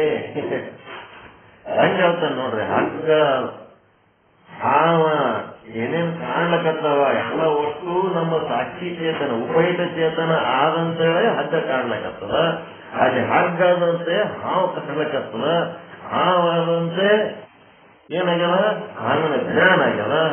ಹಾವಿನ ಜ್ಞಾನಕ್ಕೆ ಅದರಿಂದ ಒಂದು ಅಂತಃಕರಣ ಆದ. ಆ ಅಂತಃಕರಣ ಹಾವಿನ ಜ್ಞಾನ ಹೇಗೆ ಮಾಡ್ಕೊಂಡದ ಅಂದ್ರ ತನ್ನಿಂದ ಈ ಸಾಕ್ಷಿ ಚೇತನ ಆದಂತೆ ಮಾಡ್ಕೊಂಡದ ಜ್ಞಾನ. ಸಾಕ್ಷಿ ಚೇತನನೇ ಇರ್ಲಿಲ್ಲ ಅಂತಂದ್ರ ಅಂತಃಕರಣ ಏನ್ ಕೆಲಸ ಮಾಡ್ತದ, ಸರ್ಪದ ಜ್ಞಾನ ಏನಾಗ್ತದ, ಅಲ್ಲಿ ಸರ್ಪ ಇದ್ರೆ ನಮ್ಗೆ ಏನ್ ಗೊತ್ತಾಗ್ತದ, ಅದರಿಂದ ಹಾಗಿದ್ರೆ ಏನ್ ಗೊತ್ತಾಗ್ತದ, ಅದರಿಂದ ಉಪಯುಕ್ತ ಚೇತನ ಇದ್ರೆ ಏನ್ ಗೊತ್ತಾಗ್ತದ. ನಮ್ಮೊಳಗಿನ ಸಾಕ್ಷಿ ಚೇತನ ಇದ್ದದ್ದಕ್ಕೆ ಅವೆಲ್ಲವೂ ಕಾಣ್ಲಿಕ್ಕತ್ತವ. ಬ್ರಹ್ಮಾಂಡದೊಳಗಿನ ಉಪಯುಕ್ತ ಚೇತನೂ ಕಾಣ್ಲಿಕ್ಕತ್ತದ, ಬ್ರಹ್ಮಾಂಡದ ವ್ಯವಹಾರಿಕ ವಸ್ತುಗಳೂ ಕಾಣ್ಲಿಕ್ಕತ್ತವ, ಬ್ರಹ್ಮಾಂಡದೊಳಗಿರುವ ಅಧ್ಯಾತ್ಮ ವಸ್ತು ಸರ್ಪನೂ ಕಾಣ್ಲಿಕ್ಕತ್ತದ, ಮತ್ತ ಅದರ ಜ್ಞಾನನೂ ನಮ್ಮ ಅಂತಃಕರಣದೊಳಗೆ ಆಗ್ಯದ. ಸರ್ಪದ ಜ್ಞಾನ ಇದೆಲ್ಲ ಆಗ್ಬೇಕಾದ್ರೆ ನಮ್ಮೊಳಗಿನ ಸಾಕ್ಷಿ ಚೇತನ. ಅದಕ್ಕೆ ಕುವೆಂಪು ಅವರು ಹೇಳ್ತಾರ, ಕಾಲಿಲ್ಲದ ಅಶ್ವ ಊನಾದರೇನು, ನಾನಿಲ್ಲದ ವಿಶ್ವ ಏನಾದರೇನು. ಕಾಲೇ ಇಲ್ಲ ಕುದುರೆಗೆ, ಅದಕ್ಕೇನು ಜಡ್ಡಾದ್ರೇನು, ಗಾಯ ಆದ್ರೇನು, ಕೆಟ್ಟಾದ್ರೇನು, ಅದರಿಂದ ಏನು ಉಪಯೋಗ ಅದ. ಹಂಗ ಕಾಲಿಲ್ಲದ ಕುದುರೆ ಇದ್ದಂತ ಯಾವುದು ನಾನಿಲ್ಲದ ವಿಶ್ವ, ಅಲ್ಲಿ ಸಾಕ್ಷಿನೇ ಇಲ್ಲ. ಆ ವಿಶ್ವ ತಗೊಂಡು ನನಗೇನ್ ಮಾಡ್ಬೇಕು, ನಾನೇ ಇಲ್ಲ ವಿಶ್ವದ ಏನ್ ಮಾಡ್ಬೇಕು ಏನ್ ಮಾಡ್ಬೇಕು ಎಲ್ಲ ಜಡ್ಡು ಆಸ್ಪತ್ರೆ ಎಲ್ಲ ಟ್ರೀಟ್ಮೆಂಟ್ ಎಲ್ಲ ಮುಗಿದ್ಮೇಲೆ ಡಾಕ್ಟರ್ಗಳು ಹೇಳ್ತಾರ ಇನ್ ಯಾವ ಔಷಧಿಗಳು ಕೊಟ್ಟರು ಉಪಯೋಗ ಇಲ್ರಿ, ಸುಮ್ನೆ ದವಾಖಾನೆಗೆ ಇವ್ರು ಹಿಂಗೆ ಉಸಿರಾಡೋದು ಗೊತ್ತಾರ ತಿನ್ಕೋತ ಬದುಕತಾರ. ಆದ್ರ ಒಂದೊಂದ್ ದಿನ ಇದ್ದಂಗ ಖರ್ಚು ಬಹಳ ಆಗ್ತದ. ಇಲ್ಲಿ ಟ್ರೀಟ್ಮೆಂಟ್ ನಿಂತು ನಿಮ್ಗೇನು ಅಂತ ದೊಡ್ಡ ಲಾಭ ಆಗೋದಿಲ್ಲ, ಆಯ್ತು ಮನೆಗೆ ತಗೊಂಡೋರಿ ಅಲ್ರಿ. ಮತ್ತೆ ಯಾವ್ದಾರ ದೊಡ್ಡ ದವಾಖಾನೆ ಎಲ್ಲಿರಿ? ಅಮೆರಿಕಕ್ಕಾದ್ರೂ ಇದೇ ಟ್ರೀಟ್ಮೆಂಟ್ ಇರ್ತದ, ಎಲ್ಲಾದ್ರೂ ಇದೇ ಟ್ರೀಟ್ಮೆಂಟ್, ದೊಡ್ಡದು ಸಣ್ಣದು ಅಂತ ಏನ್ ಇರಂಗಿಲ್ಲ. ಅತ್ಯಂತ ಶ್ರೇಷ್ಠವಾದ ಟ್ರೀಟ್ಮೆಂಟ್ ಕೊಡ್ತೀವಿ, ರೊಕ್ಕನು ಸಾಕಷ್ಟು ಖರ್ಚು ಮಾಡಿರಿ, ಇವ್ರೆಲ್ಲ ಮುಗಿತು ಗ್ಯಾರಂಟಿ, ಒಯ್ರಿ ಮನೆಗೆ ಅಂದಾಗ ಇವನಿಗೆ ಮನೆಗೆ ತಂದು ಹಾಕಿಬಿಡ್ತಾರ. ಯಾಕಂದ್ರೆ ದವಾಖಾನೆಗೆ ಇಟ್ಟರೆ ಖರ್ಚು ಬಹಳ ಬರ್ತದ. ಅದು ಒಂದು ಟೈಮ್ ಕಿಲ್ಲರ್, ಅವು ಇವು ಹೊರಟಕ್ಕೆ ಅತಿ ಮುಗಿತು ತಾನೇ. ನೀವು ಅದ್ರ ಬಗ್ಗೆ ಟೆನ್ಷನ್ ಹೋಗ್ಬೇಡ್ರಿ, ಆಯ್ತು ಅವ್ರು ಏನ್ ಲೀಲ ಇತ್ತು ಮಾಡೋದಿತ್ತು ಮಾಡ್ಯಾರ, ಎಲ್ಲ ಜವಾಬ್ದಾರಿ ಮುಗಿಸ್ಯಾರ ಅಂತ ಹಿಂಗ್ ಹೇಳಿದಾಗ ಅವಾಗ ನಿಮ್ಗ ಯಾವರೇ ಹೊಸ ಪ್ಲಾನ್ಗಳು, ಹೊಸ ವಿಚಾರಗಳು ತಗೊಂಡು ಮಕ್ಕಳು ಮೊಮ್ಮಕ್ಕಳು ಬಂದು ಆತ ಹಂಗ ನಿಮ್ಗೆ ಹೇಳೋ ಟೈಮ್ ಒಳಗ ನಿಮ್ಗೆ ಏನ್ ಅನಿಸ್ತಿರ್ತದ? ಅವಾಗ ನಾನಿಲ್ಲದ ವಿಶ್ವ ಏನ ನಾನೇ ಓದ್ತೀನಿ, ಇವು ಯಾರ ಮೊಮ್ಮಕ್ಕಳು, ಯಾರ ಮಕ್ಕಳು, ಯಾರ ಸಸ್ತರು, ಯಾರಲ್ಲ, ಯಾರ ಮನಿ, ನಾನಿಲ್ಲದ ವಿಶ್ವ ಏನಾದರೆ ಸತ್ಯ ದರ್ಶನ ಕೊನೆಗೆ ಹಾತದ. ಅದು ಏನಾಗಬೇಕು, ಹೀಗೆ ಆಗ್ಬೇಕಂತ. ಯಾರ ಹೊಲ, ಯಾರ ಮನೆ, ನಂಬಿಕೆ ಸುಮ್ಮನೆ ಎಲ್ಲ ತೊಂದಾಡೋದಲ್ಲ. ಕೊನೆಗೆ ಆಗ್ತದೆ ದರ್ಶನ. ಅದು ಹಾಗಾದ್ರಕ್ಕಿಂತ ಮೊದಲೇ ಅವ ವಾಕ್ಯ ಹೇಳ್ಕೊಂಡು ಹೋಗೋದಕ್ಕಿಂತ ಮೊದಲೇ ನಾವು ಸಿದ್ಧರಾಗಿರ್ಬೇಕಂತ. ಸಿದ್ಧರಾಗಿದ್ರೆ ಅವ ವಾಕ್ಯ ಹಾಕೊಂಡು ಹೋಗೋದು ಪ್ರಶ್ನೆನೇ ಬರೋಂಗಿಲ್ಲ. ಆಯ್ತಪ್ಪ ಟೈಮ್ ಆಯ್ತು ನಡಿಯಪ್ಪ ಹೋಗಮ್ಮ, ನಾವು ರೆಡಿ ಆಗಿ ಏನ್ ದಿನ ತಡೆ ಮಾಡಿಕೊಂಡು ಮಾರಾಯ ಅನ್ನಂಗಿರ್ಬೇಕು, ರೆಡಿದಾಗಿರ್ಬೇಕು. ಮಹಾಮೃತ್ಯುಂಜಯ ಮಂತ್ರದೊಳಗ ಸೌತಿಕಾಯಿ ಅದ ಗೊತ್ತೇನು ನಿಮಗೆ? ಮಹಾಮೃತ್ಯುಂಜಯ ಮಂತ್ರದೊಳಗ ಸೌತಿಕಾಯಿ ಉದಾಹರಣೆ ಕೊಟ್ಟಾರ. ಮೃತ್ಯುಂಜಯ ಮಂತ್ರದ ಅರ್ಥ ತೆಗೆದು ನೋಡ್ರಿ, ಎಲ್ಲಾರ ಯೂಟ್ಯೂಬ್ನಾಗ ಎದ್ರಾಗಾರ ತೆಗೆದು ನೋಡ್ತಾರ. ಸೌತಿಕಾಯಿ ಹಾಕಲ್ಲ ಅಲ್ಲಿ, ಸೌತೆಕಾಯಿ ಇಡೀ ಈ ಭೂಮಿ ಮೇಲೆ ಎಷ್ಟು ಕಾಯಿಗಳು ಬೆಳೀತಾವ, ಎಲ್ಲ ಕಾಯಿಗಳು ಜಿಗಿಟ್ ಹಿಡ್ಕೊಂಡಿರ್ತಾವ ಬೆಳ್ಳಿಗೆ. ಸೌತಿಕಾಯಿ ಅಷ್ಟು ಜಿಗಿಟ್ ಹಿಡ್ಕೊಂಡಿರಂಗಿಲ್ಲತ್ತದು, ಅದು ಸುಮ್ಮನೆ ಹಿಡದ ಜಗೀರ್ ಬಂದ್ಬಿಡ್ತದಂತ ಸೌತಿಕಾಯಿ ಕಟಕ್ ಅಂತ ಹೇಳಿ. ಅದಕ್ಕ ಈ ಜಗತ್ತಿನಾಗ ಹೆಂಗಿರ್ಬೇಕಂದ್ರ ಈ ಸೌತಿಕಾಯಿ ಬಳ್ಳಿಯಾಗಿಂತ ಸೌತಿಕಾಯಿ ಹೆಂಗಿರ್ಬೇಕಂತ, ಕುಂಬಳಕಾಯಿ ಬಳ್ಳಿಯಾಗ ಕುಂಬಳಕಾಯಿ ಗಟ್ಟಲೆ ಗಟ್ಟಿಯಾಗಿ ಹಿಡ್ಕೊಂಡಿರ್ಬಾರ್ದು ಅಂತದ್ದು.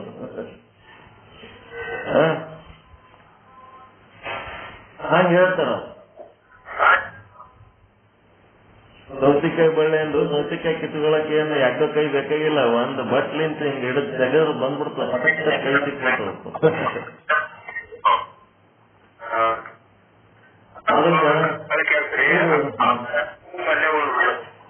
ಮಹಾಮೃತ್ಯುಂಜಯ ಮಂತ್ರದ ಸೌತಿಕಾಯಿ ಯಾಕೆ ಬತ್ತಪ್ಪ ಅಂತ ನಾವು ಬಹಳ ವಿಚಾರ ಮಾಡಿದ್ದೆವು. ಅದ್ರದ್ದು ಆಮೇಲೆ ಅರ್ಥ ಬಂತು.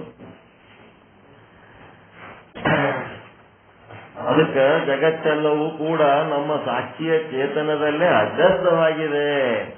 ನಮ್ಮ ಸಾಕ್ಷಿ ಏನದ ಅಂತಂದ್ರ ಅಧಿಷ್ಠಾನ, ಸಾಕ್ಷಿ ಚೇತನ ಅಧಿಷ್ಠಾನ, ಇದ್ರೊಳಗೆ ಎಲ್ಲ ನಡೆದವ. ಅಂತ ಸಾಕ್ಷಿ ಚೇತನವನ್ನ ಗುರುತಿಸಿಕೊಳ್ಳುವುದು ಹೇಗೆ ಅಂತ ತಿಳಿಸುತ್ತಿದ್ದಾರೆ. ಇದನ್ನು ಯಾರು ಹೇಳಿದ್ದಾರೆ ಎಂದರೆ, ಇದು ಯಾವ ಪದ್ಧತಿ? ಶ್ರೀ ವಿದ್ಯಾರಣ್ಯರು ಪಂಚದಶಿ ಎನ್ನುವ ಗ್ರಂಥದಲ್ಲಿ ಹೇಳಾರ. ಅದರೊಳಗೆ ಕೂಟಸ್ಥ ದೀಪ ಅಂತ 15 ದೀಪಗಳಲ್ಲಿ ಒಂದು ಕೂಟಸ್ಥ ದೀಪ ಅಂತ ಆ ದೀಪದೊಳಗೆ ಹೇಳ್ಯಾರ.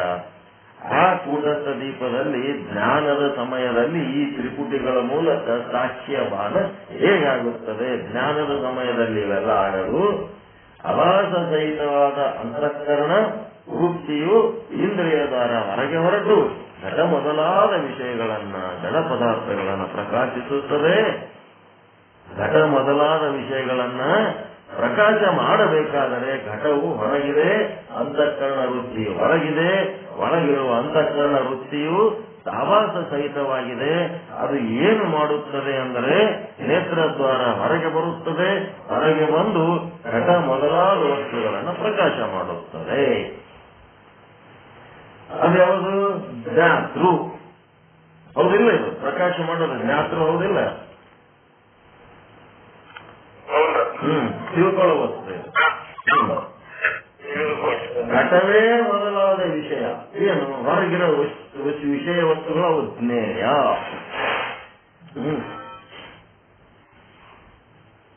ಜ್ಞಾತೃ ಆಯ್ತು. ಎರಡನೇ ದಿನ ಜ್ಞೇಯ ಹೇಳ್ತಾನೆ. ಜ್ಞೇಯ ಏನು? ಮತ್ತು ಅದರಂತೆ ಅಭಾಸ ಸಹಿತವಾದ ವೃತ್ತಿ ರೂಪವಾದ ಅವುಗಳ ಜ್ಞಾನ. ಆ ಜ್ಞೇಯ ವಸ್ತುವನ್ನ ತಿಳ್ಕೊಂಡಿರ್ತೀರಲ್ಲ, ಅದು ವೃತ್ತಿನಿಂದ ತಿಳ್ಕೊಂಡಿರ್ತೀರಲ್ಲ, ಅದಕ್ಕೆ ಏನ್ ತಿಳಿದಿರ್ತೀರ? ಅದು ಜ್ಞಾನ. ಹಾಗೂ ಅಭಾಸ ಸಹಿತವಾದ ಅಂತಃಕರಣ ರೂಪವಾದ ಜ್ಞಾತೃ. ಅಂತಃಕರಣಕ್ಕ ಜ್ಞಾತೃ ಅಂತಾರ, ಆಭಾಸ ಸಹಿತವಾದ ವೃತ್ತಿಗೆ ಏನಂತಾರ? ಜ್ಞಾನ ಅಂತಾರ. ಇದನ್ನ ಇಷ್ಟೆಲ್ಲ ವಸ್ತುನ ಜ್ಞಾತೃ, ಜ್ಞಾನ, ಜ್ಞೇಯವನ್ನ ಪ್ರಕಾಶ ಮಾಡೋದು ಯಾವುದು ಅಂತಂದ್ರೆ ಸಾಕ್ಷಿ ಅಂತಾರ. ಒಟ್ಟು 4 ವಸ್ತುಗಳದಾವ. ಸಾಕ್ಷಿ ಪ್ರಕಾಶ ಮಾಡುವಂತ ವಸ್ತು, ಜ್ಞಾತ್ರ, ಜ್ಞಾನ, ಜ್ಞೇಯ. ಇವು ಆ ಸಾಕ್ಷಿನಿಂದ ಪ್ರಕಾಶ ಹೊಂದುವಂತ ವಸ್ತುಗಳು, ಅರಿಸಿಕೊಳ್ಳುವಂತ ವಸ್ತುಗಳು. ಘಟ ಅನ್ನೋದು ವಿಷಯ, ಇದು ಜ್ಞೇಯ. ಘಟರೂಪವಾದಂತ ವೃತ್ತಿ ಅದು ಹೋಗಿ ಏನ್ ಮಾಡದ? ಅದರದು ಏನ್ ಮಾಡದ? ಆಕಾರ ತಾಳದ. ನಿಮ್ಮ ವೃತ್ತಿ ಹೋಗಿ ಆ ವಸ್ತುವಿನ ಆಕಾರ ತಾಳದ. ಬ್ಯಾಟ್ರಿ ಬೆಳಕು ಹೋಗಿ ಆ ವಸ್ತುವಿನ ಮೇಲೆ ಬಿದ್ದು ಆ ವಸ್ತುವನ್ನ ಇದು ವಸ್ತು ಇದೆ ಅದಂತ ತಿಳ್ಕೊಳ್ಳೋದಿಲ್ಲ, ಬೆಳಕಾಗ್ತದ ಅಷ್ಟೇ ವೃತ್ತಿ. ವೃತ್ತಿ ಆ ಘಟದ ಆಕಾರ ತಾಳ್ಯದ. ಘಟದ ಆಕಾರ ತಾಳಿದಾಗ ಆ ಆಕಾರದನ್ನ ಈ ಒಳಗಿರೋ ಚಿದಾಭಾಸ ಏನ್ ಮಾಡದ? ಇದು ಘಟ ಆದ ಅಂತ ತಿಳ್ಕೊತಾನಲ್ಲ, ಇದು ಜ್ಞಾನ. ವೃತ್ತಿ ಒಳಗ ಆ ವಿಷಯ ವಸ್ತುವಿನ ಆಕಾರ ತಾಳಿದ ವೃತ್ತಿ ಮತ್ತ ಅದರೊಳಗಿರುವ ಈ ಚಿದಾಭಾಸ ಏನದಲ್ಲ, ಇದು ಏನಂತಂದ್ರ ಇದು ಏನದು? ಚಿದಾಭಾಸ ಯಾರು? ಜ್ಞಾತೃ. ಚಿದಾಭಾಸ ಜ್ಞಾತೃ. ಘಟರೂಪವಾದಂತ ವೃತ್ತಿ ಜ್ಞಾನ. ಮತ್ತ ಘಟ ವಿಷಯ ಏನದಲ್ಲ ಅದು ಜ್ಞೇಯ. ಈ ರೀತಿ ತಿಳ್ಕೊಂಡು ಜ್ಞಾತೃ ಅಂದರೆ ಆಭಾಸ ಸಹಿತವಾದ ಅಂತಃಕರಣ ರೂಪ ಜ್ಞಾನ. ಜ್ಞೇಯ, ಜ್ಞಾನ, ಜ್ಞಾತೃ ಈ ಮೂರನ್ನ ಸಾಕ್ಷಿಯು ಪ್ರಕಾಶ ಮಾಡುತ್ತದೆ. ಜ್ಞಾನ ಅಂದ್ರೆ ತಿಳ್ಕೊಂಡ್ರೆ, ಜ್ಞಾನ ಅಂದ್ರೆ ಏನು ಅಂತಂದ್ರೆ ವೃತ್ತಿ ಹೋಗಿ ಅದರ ಆಕಾರ ತಾಳ್ತದಲ್ಲ, ಅದು ಜ್ಞಾನ. ಚಿದಾಭಾಸ ಇದು ಘಟ ಅಂತನಲ್ಲ, ಅದು ಇದು ಇದು ಒಂದ್ ನಿಮಿಷ ಹೇಳ್ತೇನೆ. ಈ ಘಟದ ಸಮಾನಾಕಾರ ವೃತ್ತಿ ತಾಳಿದ್ದು ಜ್ಞಾನ. ಯಾರಿಗಾಗ್ಯದ ಅದು ಜ್ಞಾನ? ಚಿದಾಭಾಸನಿಗಾಗ್ಯದ. ಅವನಿಗೆ ಜ್ಞಾತೃ ಅಂತಾರ. ಚಿದಾಭಾಸನಿಗಾಗಿದ್ದ ಚಿದಾಭಾಸ ಜ್ಞಾತೃ. ಆ ಘಟರೂಪ ವೃತ್ತಿ ತಾಳದಲ್ಲ, ಅದು ಜ್ಞಾನ. ಯಾವದರ ಆಕಾರ ತಾಳ್ತದ ಅದರ ಜ್ಞಾನ ಚಿದಾಭಾಸಗಾಗ್ತದೆ. ಏನು? ಘಟ ಅಂತ ಜ್ಞೇಯ. ಯಾವ ವಸ್ತುವನ್ನು ತಿಳ್ಕೋಬೇಕಾಗ್ಯದ ಅದು ಜ್ಞೇಯ. ಅದಕ್ಕೆ ಜ್ಞಾತೃ ಅಂದ್ರೆ ಆಭಾಸ ಸಹಿತ ಅಂತಃಕರಣ ರೂಪ ಜ್ಞಾನ. ಜ್ಞಾತೃ ಅಂದ್ರೆ ಏನು? ಆಭಾಸ ಸಹಿತ ಅಂತಃಕರಣ ರೂಪ ಜ್ಞಾನ. ಜ್ಞೇಯ, ಜ್ಞಾನ, ಜ್ಞಾತೃ ಈ ಮೂರನ್ನ ಸಾಕ್ಷಿಯು ಪ್ರಕಾಶ ಮಾಡುತ್ತದೆ. ಅದು ಹೇಗೆ ಮಾಡುತ್ತದೆ ಅಂದ್ರೆ ಇದು ಘಟವಿರುತ್ತದೆ, ಇದೊಂದು ಘಟ. ಈ ರೀತಿಯಾಗಿ ಆಭಾಸ ಸಹಿತ ವೃತ್ತಿಯಿಂದ ಘಟ ಮಾತ್ರ ಪ್ರಕಾಶವಾಗುತ್ತದೆ. ಸುತ್ತಮುತ್ತ ಘಟದ ಸುತ್ತಮುತ್ತ ಬೇಕಾದಷ್ಟು ವಸ್ತುಗಳದಾವ. ಈಗ ನಿಮ್ಮ ವೃತ್ತಿ ಘಟದ ಹತ್ತಿರ ಹೋಗಿ ಘಟದ ಸಂಪರ್ಕ ತಾಳಿದಾಗ ಅಲ್ಲಿ ಬೆಳಕು ಇದ್ದ ಕಾರಣ ನಿಮ್ಮ ವೃತ್ತಿ ಹೋಗಿ ಘಟದ ಆಕಾರ ತಾಳ್ಯದ. ಆಕಾರ ತಾಳಿ ಏನಾಗ್ಯದ? ಅಲ್ಲಿ ಚಿದಾಭಾಸ ಇದು ಘಟ ಇದೆ ಅಂತ ಏನಂತನಲ್ಲ, ಆ ಘಟ ಇದೆ ಅನ್ನೋದು ಜ್ಞಾನ. ಈ ಚಿದಾಭಾಸ ಸಹಿತವಾದಂತ ಒಂದು ವೃತ್ತಿ ಏನದಲ್ಲ, ಅದು ಹೋಗಿ ತಿಳ್ಕೊಳ್ಳಂತ ಒಂದು ವಸ್ತು ಏನದ ಅದು ಜ್ಞಾತೃ. ಮತ್ತೆ ಏನನ್ನ ತಿಳ್ಕೊಂಡದ? ಘಟವನ್ನ ತಿಳ್ಕೊಂಡದ, ಅದು ಜ್ಞೇಯ. ಅದಕ್ಕೆ ನಾನು ಘಟವನ್ನು ತಿಳಿಯುತ್ತೇನೆ. ಈ 3 ಶಬ್ದಗಳಲ್ಲಿ ನಾನು ಅನ್ನೋದು ಜ್ಞಾತೃ, ಘಟವನ್ನು ಅನ್ನೋದು ಜ್ಞೇಯ, ತಿಳಿಯುತ್ತೇನೆ ಅನ್ನೋದು ಜ್ಞಾನ, ಸಾಕ್ಷಿಯು ಈ 3 ಪ್ರಕಾಶಿಸುತ್ತದೆ. ಇಲ್ಲಿ ಆಭಾಸನು ಘಟವನ್ನು ಮಾತ್ರ ಪ್ರಕಾಶ ಮಾಡಿದ್ದಾನೆ, ಜ್ಞೇಯ ವಸ್ತು ಮಾತ್ರ. ಆದರೆ ಸಾಕ್ಷಿ ಏನ್ ಮಾಡಿದ, ಇಲ್ಲಿ ಚಿದಾಭಾಸ ಏನ್ ಮಾಡ್ತಾನ, ಜಡ ವಸ್ತುವನ್ನು ಮಾತ್ರ ಪ್ರಕಾಶ ಮಾಡ್ಯಾನ. ಜಡ ವಸ್ತುವನ್ನು ಮಾತ್ರ ಪ್ರಕಾಶ ಮಾಡ್ಯಾನ. ಆದ್ರ ಆ ಜಡವಸ್ತುವನ್ನ ಪ್ರಕಾಶ ಮಾಡುವಂತ ಚಿದಾಭಾಸನನ್ನ ಮತ್ತು ಆ ಜಡವಸ್ತುವನ್ನ ಮತ್ತೆ ಅದರ ಜ್ಞಾನವನ್ನ ಎಲ್ಲದಕ್ಕೂ ಪ್ರಕಾಶ ಯಾವಾಗ ಮಾಡ್ತದೆ ಅಂದ್ರೆ ಸಾಕ್ಷಿ ಮಾಡ್ತದೆ. ಅದಕ್ಕೆ ಆಭಾಸನ ಆಭಾಸ ಅದು. ಇದು ತಿಳ್ಕೊಬೇಕು ನೀವು ಹೆಂಗ ಅಂತ. ಚಿದಾಭಾಸ ಜಡವಸ್ತುವನ್ನು ಗುರುತಿಸ್ತಾನ, ಆದ್ರೆ ಚಿದಾಭಾಸನ ಯಾರು ಗುರುತಿಸ್ತಾರ? ಸಾಕ್ಷಿ ಗುರುತಿಸ್ತು. ಹೌದಾ ಇಲ್ಲ? ಸಾಕ್ಷಿ ಗುರುತಿಸ್ತು. ಅದಕ್ಕೆ ಏನ್ ಮಾಡ್ಬೇಕು, ನಿಮ್ಮ ಕಣ್ಣು ದೃಶ್ಯವನ್ನ ನೋಡುತ್ತದೆ. ಅದ್ರ ಕಣ್ಣಿಗೆ ತನ್ನನ್ನು ತಾನು ನೋಡ್ಕೊಳ್ಳೋ ಶಕ್ತಿ ಇಲ್ಲ. ಅದಕ್ಕೆ ತನ್ನ ಆಕಾರ ಹೆಂಗದ, ತನ್ನ ರೂಪ ಏನದ, ತನ್ನ ಸ್ಥಿತಿಗತಿ ಏನದ, ತಾನು ನೋಡ್ಕೊಳ್ಳೋ ಶಕ್ತಿ ಇಲ್ಲ ಅದಕ್ಕೆ. ಅದನ್ನು ನೋಡೋರು ಯಾರು? ಕಣ್ಣನ್ನು ಪ್ರಕಾಶ ಮಾಡುವವರು ಯಾರು? ನಿಮ್ಮ ಕಣ್ಣಿನ ಎದುರಿರುವ ದೃಶ್ಯವನ್ನು ಪ್ರಕಾಶ ಮಾಡುವುದು ನಿಮ್ಮ ಕಣ್ಣು. ಕಣ್ಣಿನ ಕಣ್ಣು ಸಾಕ್ಷಿ ಅಂದ್ರೆ ಕಣ್ಣಿನ ಕಣ್ಣು. ಇದು ಕಲಿಬೇಕು ನೀವು. ಇದೇನಂತಾರ, ಉಪನಿಷತ್ತಿನ ಭಾಷೆ ಇದು. ಕಣ್ಣಿನ ಕಣ್ಣು ಸಾಕ್ಷಿ ಗುರುತಿಸ್ಕೋಬೇಕಾದ್ರ ಒಳಗ ಕಣ್ಣಿನ ಕಣ್ಣು ಇದ್ರೆ ಈ ಕಣ್ಣು ಕೆಲಸ ಮಾಡ್ತದ. ಆಭಾಸನ ಆಭಾಸ ಇದ್ರೆ ಅಂದ್ರೆ ಸಾಕ್ಷಿ ಇದ್ರೆ ಆಭಾಸ ಕೆಲಸ ಮಾಡ್ತಾನ. ಕಿವಿಯ ಕಿವಿ, ಕಾಲಿನ ಕಾಲು, ಬಾಯಿಯ ಬಾಯಿ, ಮೂಗಿನ ಮೂಗು. ಹೆಂಗದನ್ನ ಸಾಕ್ಷಿ ಅಂದ್ರೆ ಈಗ ನಿಮ್ಮ ಅನುಭವಕ್ಕೆ ಬಂತ ಸಾಕ್ಷಿಯನ್ನ ಗುರುತಿಸಿಕೊಳ್ಳಬೇಕಾಗಿದೆ.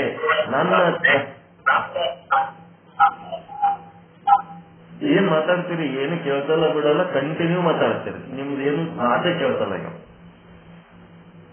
ಕಂಟಿನ್ಯೂ ಮಾತಾಡಕತ್ತೀರಿ, ಏನೋ ನಿಮ್ಮ ಮಾತು ಕೇಳ್ತಲ್ಲ, ಸ್ಪಷ್ಟ ಇಲ್ಲ ಅದ್ರಾಗ. ನಿಮ್ಮೊಳಗೆ ಜ್ಞಾನ ಆಲಕತ್ತದ ಹೇಳ್ಬೇಕಂತೀರಿ, ನೆಟ್ವರ್ಕೇ ಸರಿಯಿಲ್ಲ.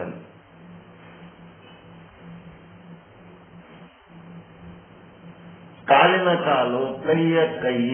ನಿಮ್ ಕೈ ಕೆಲಸ ಯಾಕೆ ಮಾಡ್ತದ? ಒಳಗ್ ಕೈಯ ಕೈ ಆದ. ಕಾಲು ಚಲಿಸ್ಲಕತ್ತದ, ಯಾಕೆ ಚಲಿಸ್ತದ? ಕಾಲಿನ ಕಾಲು ಆದ. ಬಾಯಿಯ ಬಾಯಿ, ನಿಮ್ ಬಾಯಿ ಮಾತಾಡ್ಲಕತ್ತದ, ಹೆಂಗ್ ಮಾತಾಡ್ಲಕತ್ತದ? ಬಾಯಿಯ ಬಾಯಿ ಒಳಗಾದ. ಪಂಚ ಜ್ಞಾನೇಂದ್ರಿಯಗಳು, ಜ್ಞಾನೇಂದ್ರಿಯಗಳ ಜ್ಞಾನೇಂದ್ರಿಯ ಒಳಗಾದ.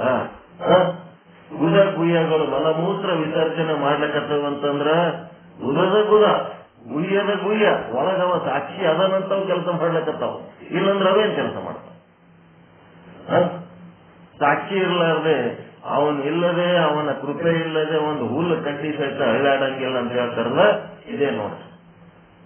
ಅದು ಇಲ್ಲದೆ ಏನು ಮಾಡಕ್ಕಾಗಲ್ಲ. ಅದಕ್ಕೆ ಇಲ್ಲಿ ಆಭಾಸನು ಘಟವನ್ನು ಮಾತ್ರ ಪ್ರಕಾಶ ಮಾಡಿದ್ದಾನೆ, ಘಟವಸ್ತುವನ್ನು ಮಾತ್ರ ನಮ್ಮ ಚಿದಾಭಾಸ ಗುರುತಿಸಿದ್ದಾನೆ. ಜ್ಞೇಯ ವಸ್ತುವನ್ನು ಮಾತ್ರ ಆಭಾಸ ಗುರುತಿಸಿದ್ರ ಇವ ಸಾಕ್ಷಿ ಏನ್ ಮಾಡ್ತಾನ? ಜ್ಞಾತೃ, ಜ್ಞೇಯ, ಜ್ಞಾನ 3 ಪ್ರಕಾಶ ಮಾಡುತ್ತಾನೆ ಸಾಕ್ಷಿ. ನಾನು ಘಟವನ್ನು ತಿಳಿಯುತ್ತೇನೆ ಅಥವಾ ತಿಳಿದೇನು ಅಂತ ಹೇಳಬೇಕಾದರೆ 3 ತಿಳಿದಾಗಲೇ ಹೇಳಲಿಕ್ಕೆ ಸಾಧ್ಯ. ಬರೀ ಜಡವಸ್ತುವನ್ನು ಆಟೆ ತಿಳ್ಕೊಂಡ್ರ ಏನದ್ರ ಅರ್ಥ? ಬರೀ ಜಡವಸ್ತುವನ್ನು ಆಟೆ ತಿಳ್ಕೊಂಡ್ರ ಗುರುಗಳು ಲಿಂಗ ಕೊಟ್ರು, ಲಿಂಗ ಕಟ್ಕೊಂಡಿ ಮುಗಿ, ಲಿಂಗಾಯತ ಆಗ್ಬಿಟ್ಟೆ, ನಾನು ವೀರಶೈವ ಆಗ್ಬಿಟ್ಟೆ. ಹೆಂಗ? ಗುರುಗಳ ಮೇಲೆ ಹೋಗಿದ್ರೆ ಶಿಕ್ಷೆ ಕೊಟ್ರು, ಲಿಂಗ ಕೊಟ್ರು, ಲಿಂಗ ಕಟ್ಕೊಂಡೆ. ಇದು ಏನಾಯ್ತು? ಚಿದಾಭಾಸನ ಕೆಲಸ ಆಯ್ತು ಅಷ್ಟೇ. ಅದು ಜ್ಞಾತೃ, ಜ್ಞಾನ, ಸ್ನೇಹ 3 ತಿಳ್ಕೊಂಡು ಸಾಕ್ಷಿ ಅನುಭವ ಮಾಡಿಕೊಂಡ್ರೆ ಅದು ಶಿವಯೋಗ ಆಗ್ತದ.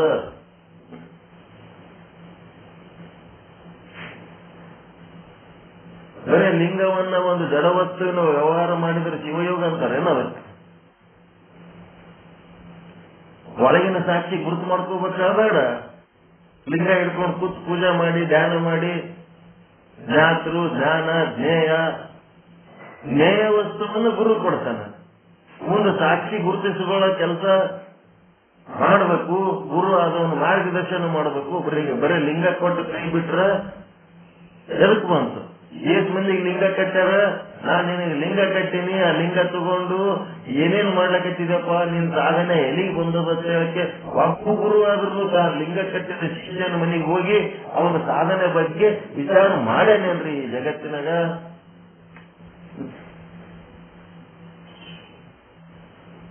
ಯಾ ಗುರುವರೇ ಬಂದ ನನ್ ಲಿಂಗ ಕಟ್ಟಿದ ಗುರು, ನಾ ಲಿಂಗ ಕಟ್ಟಿನಿ, ಆ ಲಿಂಗ ತಗೊಂಡು ನೀ ಏನೇನು ಉಪಯೋಗ ಮಾಡ್ಕೊಂಡಿ ಅಂತ ಕೇಳಕ್ ಬಂದಾನೇನ್ರಿ? ಒಬ್ಬ ಗುರುವರೇ ಬಂದಾನೇನ್ರಿ? ಈ ರೀತಿ ಇರೋರಿಗೆ ಗುರುಗಳು ಅಂತೇಳಿ ಇಂಥವ್ರನ್ನ ನಂಬ್ಕೊಂಡು ಬದುಕು ಮಾಡ್ಲಕ್ ಆಗ್ತದೇನ್ರಿ? ಎದಕ್ ಕಟ್ಕೊಂಡ್ರಿ? ಎದಕ್ ಕಟ್ಟಿದ್ರು? ಮತ್ತೆ ಒಬ್ಬ ಶಿಷ್ಯ ಆದ್ರೂ ಇದು ಏನ್ ಕೊಳ್ಳಕ್ ಕಟ್ಟಿರೋ ಮಾರಾಯ, ಇದು ಸುಮ್ನೆ ಹೊತ್ಕೊಂಡು ಅಡ್ಡಾಡೋದು, ಯುದ್ಧ ಮಾಡ್ಲಕ್ ಬರಂಗಿಲ್ಲ, ಸುಮ್ನೆ ಗದೆ ಹಿಡ್ಕೊಂಡು ಓಡಾಡ್ಲಕತ್ತೀನಿ. ಒಳ್ಳಾಗ ಅದು ಶಿವದಾರ ಅಂತ ಹೇಳಿ ಒರಿಜಿನಲ್ ಕಾಟನ್ ದಾರ ಸಿಗಲ್ಲಾಗ್ಯಾವ, ಬರೀ ಪ್ಲಾಸ್ಟಿಕ್ ದಾರ ನೈಲಾನ್ ದಾರ ಸಿಗ್ತಾವ. ಅದ್ರಿಂದ ಕುತ್ತಿಗೆಲ್ಲ ಗುಳ್ಳಿ ಆಗ್ಯಾವ, ಉರಿಲಕತ್ತದ. ಹಣಿಗೆ ವಿಭೂತಿ ಹಚ್ಕೋಬೇಕಾದ್ರೆ ಒಂದು ಚಲೋ ವಿಭೂತಿ ಸಹಿತ ಇಲ್ಲ ಈ ಜಗತ್ತಿನಾಗ. ಇದನ್ನ ಹಣಿಗೆ ಹಚ್ಕೊಂಡು ಹಣಿಗೆ ಚರ್ಮ ರೋಗ ಬರ್ಲಕತ್ತದ. ನೀ ಹೇಳಿದ ಆಚಾರಗಳು ಎಲ್ಲ ನಾನು ಮಾಡ್ಲಕತ್ತೀನಿ, ಖರೆ ನನ್ನ ಆರೋಗ್ಯನೇ ಕೆಟ್ಟೋಯ್ತು, ವಯಸ್ಸಾಯ್ತು, ಹಾಳಾಗಿ ಹೋದೆ. ಆದ್ರೆ ಇದ್ರದ್ದು ಉಪಯೋಗ ಏನಂತೆ ನನಗೆ ಗೊತ್ತಾಗ್ಲಿಲ್ಲ. ಏನೊಂದು ಅರಿಯರು, ಎಂತೊಂದು ಅರಿಯರು, ಜನ ಮರಳು, ಜಾತ್ರೆ ಮರಳು, ಬರು ಸೂರ್ಯ ಹೋಗುತ್ತಾ ಇದಾರಲ್ಲ ವೇಶ್ವರ. ಸುಮ್ನೆ ವ್ಯರ್ಥವಾಗಿ ಲಿಂಗ ಕಟ್ಟಿ ಸತ್ತೋಲಕತ್ತಾರ, ಲಿಂಗ ಕಟ್ಕೊಂಡು ಸತ್ತೋಲಕತ್ತಾರ. ಏನ್ ಮಾಡ್ಬೇಕಂತ ಇದು ಮಾಡ್ಕೊಳ್ಳೋನಿಗೆ ಗೊತ್ತಿಲ್ಲ, ಹೇಳೋನಿಗೆ ಗೊತ್ತಿಲ್ಲ. ಇದೇನ್ ಪರಿಸ್ಥಿತಿ ಇದು? ಅಲ್ಲಾ ಪ್ರಭುದೇವರು ಹೇಳ್ತಾರೆ, ಸಾಕ್ಷಿ ಪ್ರಜ್ಞೆ ಉಂಟು ಮಾಡಿಕೊಂಡು ಶಿವಯೋಗ ಸಾಧನೆಯ ಮಟ್ಟ ಎಲ್ಲಿಗೆ ಬಂತು ಅಂತ ತಂದೆ ತಾನು ನೋಡ್ಕೊಳ್ಳಿಲ್ಲ. ಲಿಂಗ ಕಟ್ಟಿದವನು ಕಾಳಜಿ ಮಾಡಿ ಪರೀಕ್ಷೆ ಮಾಡ್ಲಿಲ್ಲ. ಒಂದು ಕಾಪಿ ಇಟ್ಕೊಂಡಿರ್ತಾರ ನೋಟ್ಬುಕ್ನಾಗ, ಆ ಲೀಸ್ಟ್ನಾಗ ಇವನ್ ಹೆಸರು ಬರ್ಕೊಂಡಿರ್ತಾರ. ಅವ ನಮ್ಮ ಶಿಷ್ಯ, ಅವ ನಮ್ಮ ಶಿಷ್ಯ. ಏನು ಶಿಷ್ಯ? ಅವ ಹೊರಗೆ ಎಲ್ಲೇ ದುಡಿದು ಅವ ಏನು ಗಳಿಸಿ ತಂದು ಇಟ್ಟಿರ್ತಾನಲ್ಲ, ಆ ರೊಕ್ಕ ತಂದು ಇಡೋದಕ್ಕೆ ಇವ ಶಿಷ್ಯ, ಇದು ತಿಂದು ಕುಂದ್ರಲಕ್ಕೆ ಇವ ಗುರು. ಅದೇ ಇವನಿಗೆ ಗುರು ಶಿಷ್ಯರಾಗ್ಬಿಟ್ಟಾರೆ. ನಿಜವಾಗಿ ಅದು ಬೇಕಾಗ್ಯದೇನ್ರಿ? ಶಾಲು, ಆಶೀರ್ವಾದ, ನಮಸ್ಕಾರ, ಇದು ಸಾಕ್ಷಿ ಪ್ರಜ್ಞೆ ಮಾಡ್ಕೊಳ್ಳೋದು ಮುಖ್ಯ ಅದು, ಆಧ್ಯಾತ್ಮ ಸಾಧನೆ ಮಾಡೋದು ಮುಖ್ಯ ಅದು. ಏನು ದುಡಿದು ದೊಯ್ದು ಅಲ್ಲಿ ಇರೋದು, ಅಲ್ಲಿಂದ ಉಂಡು ಮಲ್ಗೋದು, ಇವು ಮುಖ್ಯ ಅದೋ ಈ ಜಗತ್ತಿನಾಗ? ಅದಕ್ಕ ಶಿವಯೋಗ ಸಾಧನೆಯ ಗುರಿ ತೋರಿಸಲಾರದವ ಗುರುನೇ ಅಲ್ಲ, ಶಿವಯೋಗ ಸಾಧನೆ ಮಾಡಲಾರದಂತವನು ಮನುಷ್ಯನೇ ಅಲ್ಲ. ತಿಳ್ಕೊಂಡ್ಬಿಡ್ರಿ. ತನ್ನ ಸಾಕ್ಷಿಯ ಒಂದು ಏನ್ ಮಾಡ್ಬೇಕಾಗ್ಯದ? ದರ್ಶನ ಮಾಡ್ಕೋಬೇಕಾಗ್ಯದ, ಅದನ್ನು ಗುರುತಿಸ್ಕೋಬೇಕಾಗ್ಯದ, ತನ್ನ ಸ್ವರೂಪವನ್ನು ತಿಳ್ಕೋಬೇಕಾಗ್ಯದ. ಅದೇ ಶಿವಯೋಗ ಸಾಧನೆ, ಮತ್ತಿನ್ನೇನು? ಅದಕ್ಕೆ ಈ ಮೂರನ್ನ ಪ್ರಕಾಶ ಮಾಡೋದು. ಸಾಕ್ಷಿ, ನಾನು ಘಟವನ್ನು ತಿಳಿಯುತ್ತೇನೆ ಅಥವಾ ಘಟವನ್ನು ತಿಳಿದೆನು ಅಂತ ಹೇಳಬೇಕಾದರೆ ಮೂರನ್ನು ತಿಳಿದಾಗಲೇ ಸಾಧ್ಯ. ನಮಗ ಈ ಮೂರು ತಿಳ್ಕೊಳ್ಳುವಂಥದ್ದು ಸಾಕ್ಷಿ ಹಿಂದ ಆದ ಅನ್ನೋದಕ್ಕೆ ಆ ಚಿದಾಭಾಸನಿಗೆ ಘಟವನ್ನು ಗುರುತಿಸಲಿಕ್ಕೆ ಸಾಧ್ಯ ಆಗ್ಯದ. ಅಲ್ಲಿ ಹಿಂದೆ ಸಾಕ್ಷಿನೇ ಇದ್ದಿದ್ದಿಲ್ಲ ಅಂತಂದ್ರ ಅಲ್ಲಿ ಚಿದಾಭಾಸನಿಗೆ ಘಟ ಅಂತಾರೆ ಏನ್ ತಿಳಿತದ, ಪಟ ಅಂತಾರೆ ಏನ್ ತಿಳಿತದ? ಸಾಕ್ಷಿ ಅದನ್ನೋದಕ್ಕೆ ಹಿಂದೆ ಇವೆಲ್ಲ ಕೆಲಸಗಳು ನಡೆದವ. ಸಾಕ್ಷಿಯು ನಾನು ಎನ್ನುವ ಜ್ಞಾನವನ್ನು ಮತ್ತು ಘಟವನ್ನುವ ಜ್ಞೇಯವನ್ನು ತಿಳಿದೆನು ಎಂಬ ಜ್ಞಾನವನ್ನು ಪ್ರಕಾಶ ಮಾಡಿದೆ. ಈ ಪ್ರಕಾಶದಿಂದ ಸರ್ವ ತ್ರಿಪುಟಿಗಳ ಪ್ರಕಾಶವು ಪ್ರಕಾಶಕ. ಇದು ಪ್ರಕಾಶಕ, ಸರ್ವ ತ್ರಿಪುಟಿಗಳ ಪ್ರಕಾಶಕ. ಸಾಕ್ಷಿಗೆ ಏನಂತಾರಪ್ಪ ಅಂತಂದ್ರೆ, ಸಾಕ್ಷಿಗೆ ಇನ್ನೊಂದು ಹೆಸರೇನದ? ಸರ್ವ ತ್ರಿಪುಟಿಗಳ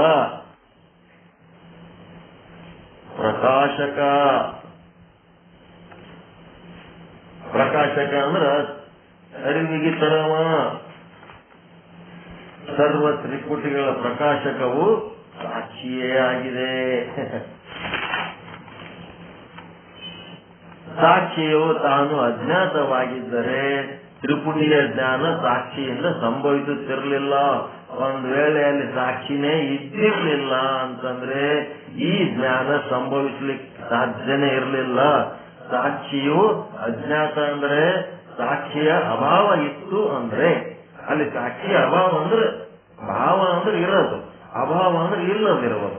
ಅದಕ್ಕೆ ಸಾಕ್ಷಿನೇ ಇದ್ದಿದ್ದಿಲ್ಲ ಅಂತಂದ್ರೆ ಈ ಮೂರರ ಜ್ಞಾನ ಆಗುತ್ತಿರಲಿಲ್ಲ. ಜ್ಞಾತೃ ಜ್ಞಾನ ಜ್ಞೇಯ ಆಗುತ್ತಿರಲಿಲ್ಲ. ಚಿದಾಭಾಸ ಜ್ಞಾತೃ. ಯಾರು? ಚಿದಾಭಾಸ ಜ್ಞಾತೃ. ಅವನು ಏನ್ ಮಾಡ್ತಾನ?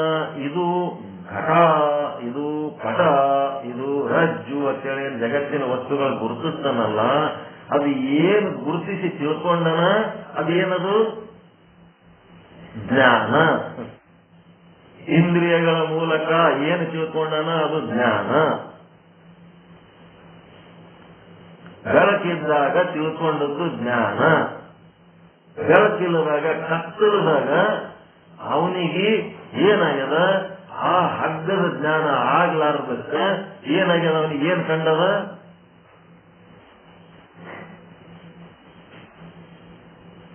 ಹಗ್ಗದ ಜ್ಞಾನ ಆಗ್ಲಾರ್ದಕ್ಕ ಏನ್ ಕಂಡದಲ್ಲಿ ಅವನಿಗೆ?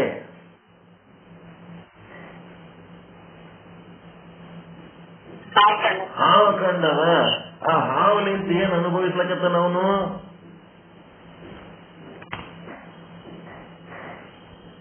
ಭಯ, ದುಃಖ, ಚಿಂತೆ. ಬೆಳಕಿಲ್ಲದಕ್ಕ ಶುಕ್ತಿ ಕಂಡಿಲ್ಲ. ಶುಕ್ತಿ ಬದಲು ಏನ್ ಕಂಡದ ಅವನಿಗೆ?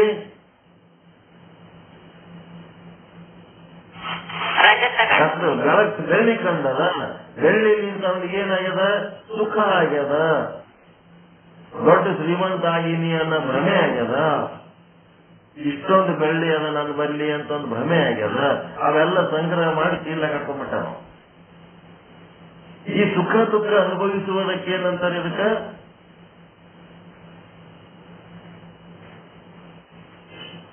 ಅನುಭವ ಅಂತಾರ. ಮತ್ತಿನೇನಿಲ್ಲ, ಅನುಭವ.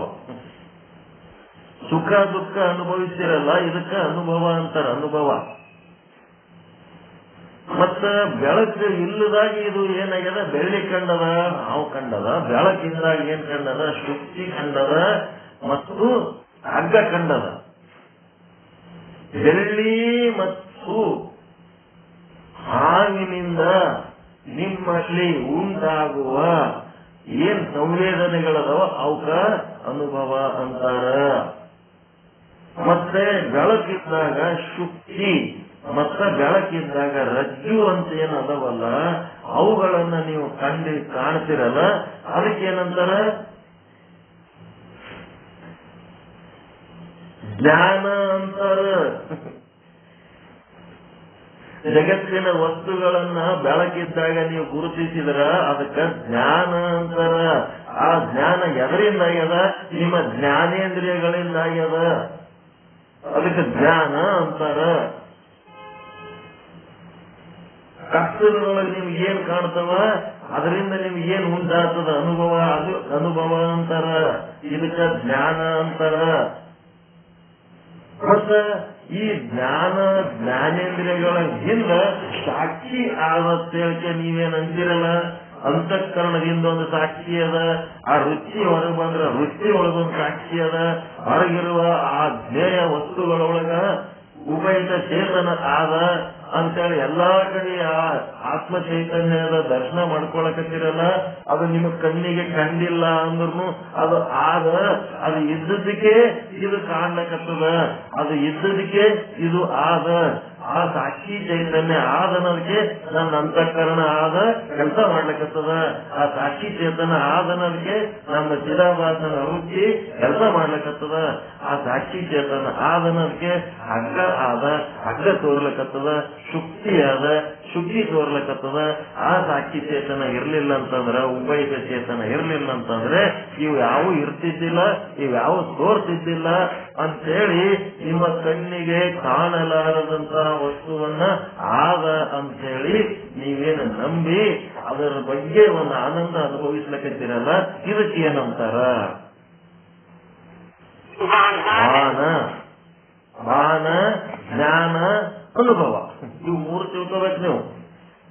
ತಿಳ್ಕೊಳ್ಳೋ ಮಾತಿದು ಏನ್ರಿ, ನಮ್ಮ ಮನೆಗೆ 2 ಮೊಳ ಹಗ ಬಿದ್ದದ, ಅದ್ರೊಳಗ ಸಾಕ್ಷಿ ಚೇತನ ನೋಡಂದ್ರೆ ಎಲ್ಲಿ ನೋಡಮ್ ನಾವು? ಅದ್ರೊಳಗೆ ಉಪಯುಕ್ತ ಚೇತನ ನೋಡೋರು ಎಲ್ಲಿ ನೋಡಮ್? ಎಲ್ಲಿ ಕಾಣ್ತದ? ಕಾಣ್ಲಾರ್ದ ಕಾಣ್ಬೇಕಂತ ಪ್ರಯತ್ನ ಮಾಡೋದು ವಾಹನ. ಕಂಡದ್ದು ಕಂಡಂಗೆ ಹೇಳೋದು ಜ್ಞಾನ. ಕಂಡದ್ದು ಕಾಣ್ಲಿಕ್ಕೆ ಸಾಧ್ಯ ಇರ್ಲಾರ್ದಾಗ ನಿಮ್ಮಟಕ್ಕೆ ನೀವೇ ಒಂದು ಭ್ರಮೆ ಮಾಡ್ಕೊತಿರಲ್ಲ, ಅದು ನಿಮ್ಮ ಅನುಭವ.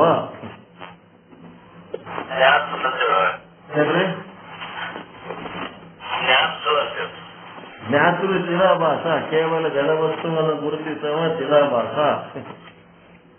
ಚಿದಾಭಾಸನಿಂದ ಬಹಳ ಆದ್ರ ಏನಾಗ್ತದ, ಈ ಅನುಭವ ಮಾಡ್ಕೊಳಕ್ ಸಾಧ್ಯ ಆದ ಬಹಳ ಆದ್ರ ಅವನ ಈ ಒಂದು ಜ್ಞಾನ ಹೊಂದಿದ್ದಾನ ಹೊರತು ಅವನಿಗೆ ಭಾನ ಆಗಂಗಿಲ್ಲ. ಚಿದಾಭಾಸಗೆ ಈ ಚೇತನದ ಬಾಣ ಆಗಂಗಿಲ್ಲ. ಚೇತನದ ಬಾಣ ಆಗಬೇಕು ರಜ್ಜುವಿನೊಳಗಿಂದು ಮತ್ತೆ ಶುದ್ಧಿ ಒಳಗಿಂದು ಉಪಯುಕ್ತ ಚೇತನದ ಬಾಣದ ಬಗ್ಗೆ ನೀವು ಅನುಭವಿಸಬೇಕು ಅಂತಂದ್ರೆ ನೀವು ಏನಾಗಬೇಕು? ಸಾಕ್ಷಿ ಚೇತನ ಸ್ವರೂಪರಾಗಬೇಕು.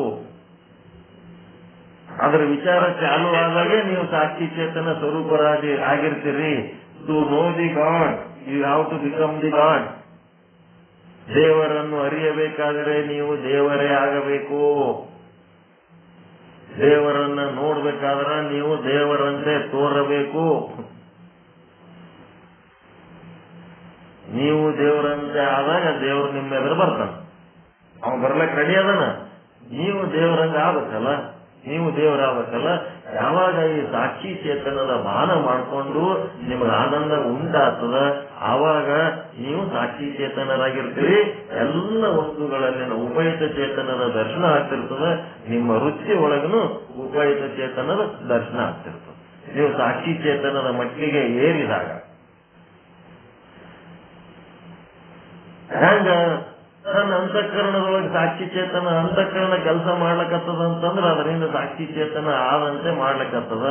ಅಂತಃಕರಣಕ್ಕಿಂತ ಮುಖ್ಯವಾದ ವಸ್ತು ನಾನು ಅನ್ನೋದು ಸಾಕ್ಷಿ ಚೇತನ ಏನದ, ಶುದ್ಧ ನಾನು ಅಂತ ಏನದ, ನಾನು ಅದೀನಿ ಅಂತೇಳಿ ನಾನು ಅಂತಃಕರಣ ಕೆಲಸ ಮಾಡ್ಲಿಕ್ಕತ್ತದ.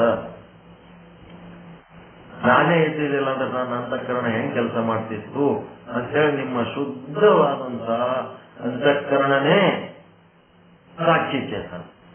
ಅಶುದ್ಧವಾದದ್ದು ಅಂತಃಕರಣ ಅನ್ಕೋತು. ನಿಮ್ಮ ಅಂತಃಕರಣದೊಳಗೆ ಶುದ್ಧೀಕರಣ ಬಂತಂದ್ರೆ ಅದೇ ಸಾಕ್ಷಿ ಚೇತನ.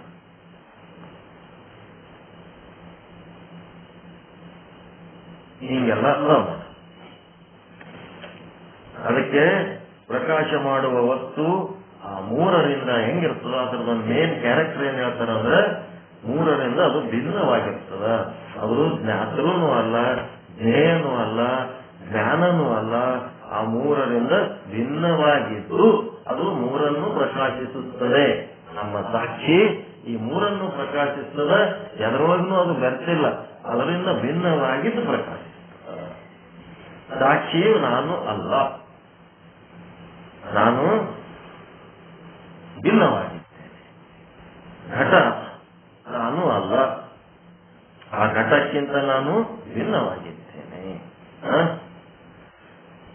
ಜ್ಞಾತೃ ನಾನು ಅಲ್ಲ, ಆ ಜ್ಞಾತೃವಿಗಿಂತ ನಾನು ಭಿನ್ನವಾಗಿದ್ದೇನೆ. ಜ್ಞೇಯ ನಾನು ಅಲ್ಲ, ಸಾಕ್ಷಿಯ ಮಾತದು, ಸಾಕ್ಷಿ ಭಾಷೆ. ಸಾಕ್ಷಿ ಏನ್ ಹೇಳ್ತದ? ನಾನು ಜ್ಞಾತೃ ಅಲ್ಲ, ನಾನು ಜ್ಞಾತೃವಿಂದ ಭಿನ್ನವಾಗಿದ್ದು ಜ್ಞಾತೃವನ್ನು ಪ್ರಕಾಶ ಮಾಡುವ ಪ್ರಕಾಶಕ.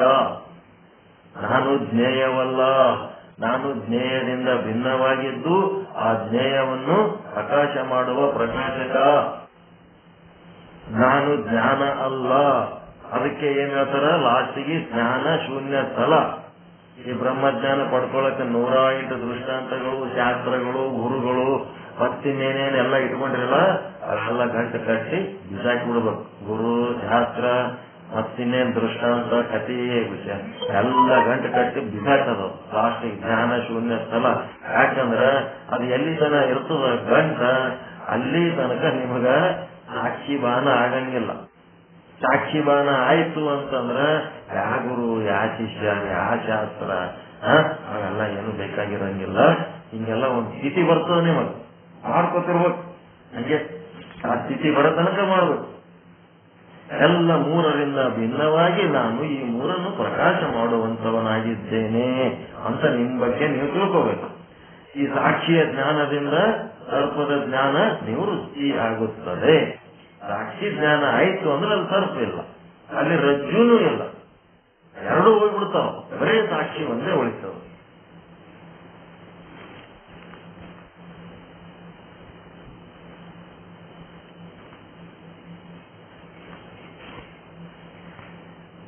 ಸರ್ಪದ ಅನುಭವ, ರಜ್ಜುವಿನ ಜ್ಞಾನ ಎರಡು ಕಳ್ಕೋಬೇಕು. ಬರೇ ಸಾಕ್ಷಿದೊಂದೇ ಭಾನ ಮಾಡ್ಕೋಬೇಕು ನಾವು.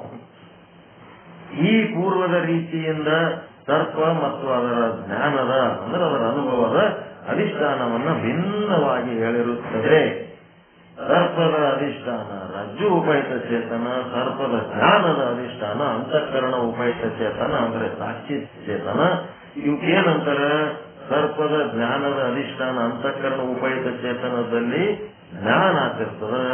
ಸರ್ಪದ ಅಧಿಷ್ಠಾನ ಏನದ ರಜ್ಜು ಉಪಹಿತ ಚೇತನದಲ್ಲಿ ಜ್ಞೇಯ ಆಗಿರ್ತದ ಅನ್ನೋ ವಿಚಾರ ಹೇಳಿ ಇವತ್ತಿನ ಪಾಠ 144ನೇ ವಿಷಯಾಂಕದ್ದು ರಿವಿಷನ್ ಮಾಡಿವಿ. ಇನ್ನು ಹೇಳಿದ್ರಕ್ಕಿಂತ ಇವತ್ತು ಸ್ಪಷ್ಟವಾಗಿ ಸಾಕ್ಷಿ ಗುರುತು ಸಿಗ್ತದ ಇಲ್ಲ? ನಿಮ್ಮ ಸಾಕ್ಷಿ ಎಂತದಂತ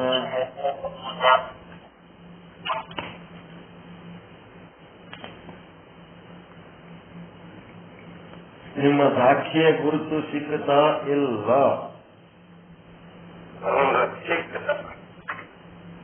ಒಬ್ಬರಿಗೆ ಸಿಕ್ಕದ?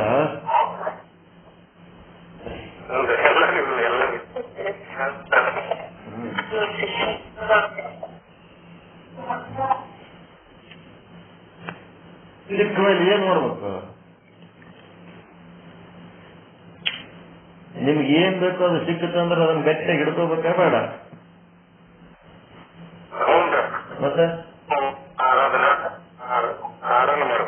ಮತ್ತೆ ಅದನ್ನ ಗಟ್ಟಿಯಾಗಿ ಹಿಡ್ಕೋಬೇಕು. ಅಚ್ಚಿ ಪರಿಚಯ ಮಾಡ್ಕೊಂಡು ಅದನ್ನೇ ಗಟ್ಟಿಯಾಗಿ ಹಿಡ್ಕೋಬೇಕು. ಅದರಿಂದ ಎಲ್ಲ ನಡೆದದ.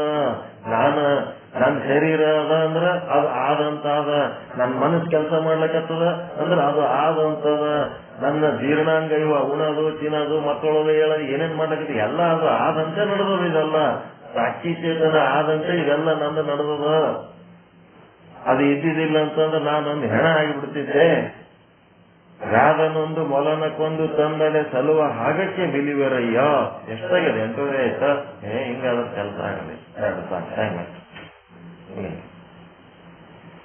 ಓಕೆ, ಸಾಕ್ಷಿ ಬಗ್ಗೆ ಹೇಳೋದು ಬಂತಂದ್ರೆ ಹಿಂಗಾಗ್ಬಿಡ್ತದೆ ನೋಡಿ. ನಮ್ಗೆ ಗೊತ್ತಿರೋದು ಉಳಿದದ್ದು ಏನಾರ ಉಳಿದಿದ್ರೆ ನಾಳೆ ಮಾಡೋಣ. ಸಾಕ್ಷಿಯ ಗುರುತಿಸುವ ಕೆಲಸ ಏನು? ನಾಳೆ ವಿಷಯ ಅಂತ 145 ಸರ್ಪ ಮತ್ತು ಅದರ ಜ್ಞಾನದ ಅಧಿಷ್ಠಾನ. ಅದೇನು ಭ್ರಮೆ ಏನಾಗ್ತದಲ್ಲ, ಆ ಭ್ರಮೆ ಕೂಡ ಅದಕ್ಕೂ ಅಧಿಷ್ಠಾನ ಸಾಕ್ಷಿಯೇ ಆದ. ರಜ್ಜು ಶುಕ್ತಿಗಳು ವ್ಯಾವಹಾರಿಕ ವಸ್ತುಗಳನ್ನ ಗುರುತಿಸೋದಕ್ಕೂ ನಿಮ್ ಸಾಕ್ಷಿನೇ ಅಧಿಷ್ಠಾನ ಆದ. ಆ ಕತ್ತಲದಾಗ ವಸ್ತುಗಳು ಕಾಣಿಲ್ಲ, ಬೇರೆ ಏನೋ ಕಂಡು ಭ್ರಮೆ ಆಗ್ತದಲ್ಲ, ಅದಕ್ಕೂ ಕೂಡ ನಿಮ್ಮ ಸಾಕ್ಷಿನೇ ಅಧಿಷ್ಠಾನ ಆದ ಅಂತೇಳಿ ಮುಂದಿನ ಸಲ ನಾಳೆ ಹೇಳ್ತಾರೆ. ಸಾಕ್ಷಿಯನ್ನ ಗುರುತಿಸಿ ಏನ್ ಮಾಡ್ಬೇಕು? ಅರಿಯುವುದು. ಸಾಕ್ಷಿಯನ್ನ ಅರಿಯುವುದು, ಸಾಕ್ಷಿಯತ್ತ ಹರಿಯುವುದು, ಸಾಕ್ಷಿಯಲ್ಲಿ ಬೆರೆಯುವುದು. ಬೆರೆತೇನಾಗಬೇಕು? ತಾನು ಸಾಕ್ಷಿನೇ ಆಗದು. ಈ ರೀತಿ ಮಾಡುವ ಸಾಧನೆ ಅದು. ಓಕೆ, ಟೈಮ್ ಆಯ್ತು, ನಮ್ಗೆ ಹೋಗ್ಬೇಕು. ಎಲ್ಲರಿಗೂ ಒಳಿತಾಗಲಿ, ಎಲ್ಲರಿಗೂ ಶುಭವಾಗಲಿ. ಪರಮಾನಂದ ಪ್ರಾಪ್ತಿ ಭವ, ಸರ್ವ ದುಃಖ ನಿವೃತ್ತಿ ಭವ, ಇಷ್ಟಾರ್ಥ ಸಿದ್ಧಿರಸ್ತು, ಯಶಸ್ವಿ ಭವ, ಯಶಸ್ವಿ ಭವ. ಜೈ ಶುದ್ಧ ಬ್ರಹ್ಮ, ಜೈ ಜೈ ಶುದ್ಧ ಬ್ರಹ್ಮ, ಜೈ ಶುದ್ಧ ಬ್ರಹ್ಮ, ಜೈ ಜೈ ಶುದ್ಧ. ಮುಂದೇನ್ ಮಾಡ್ತೀರಿ ನೋಡಿ.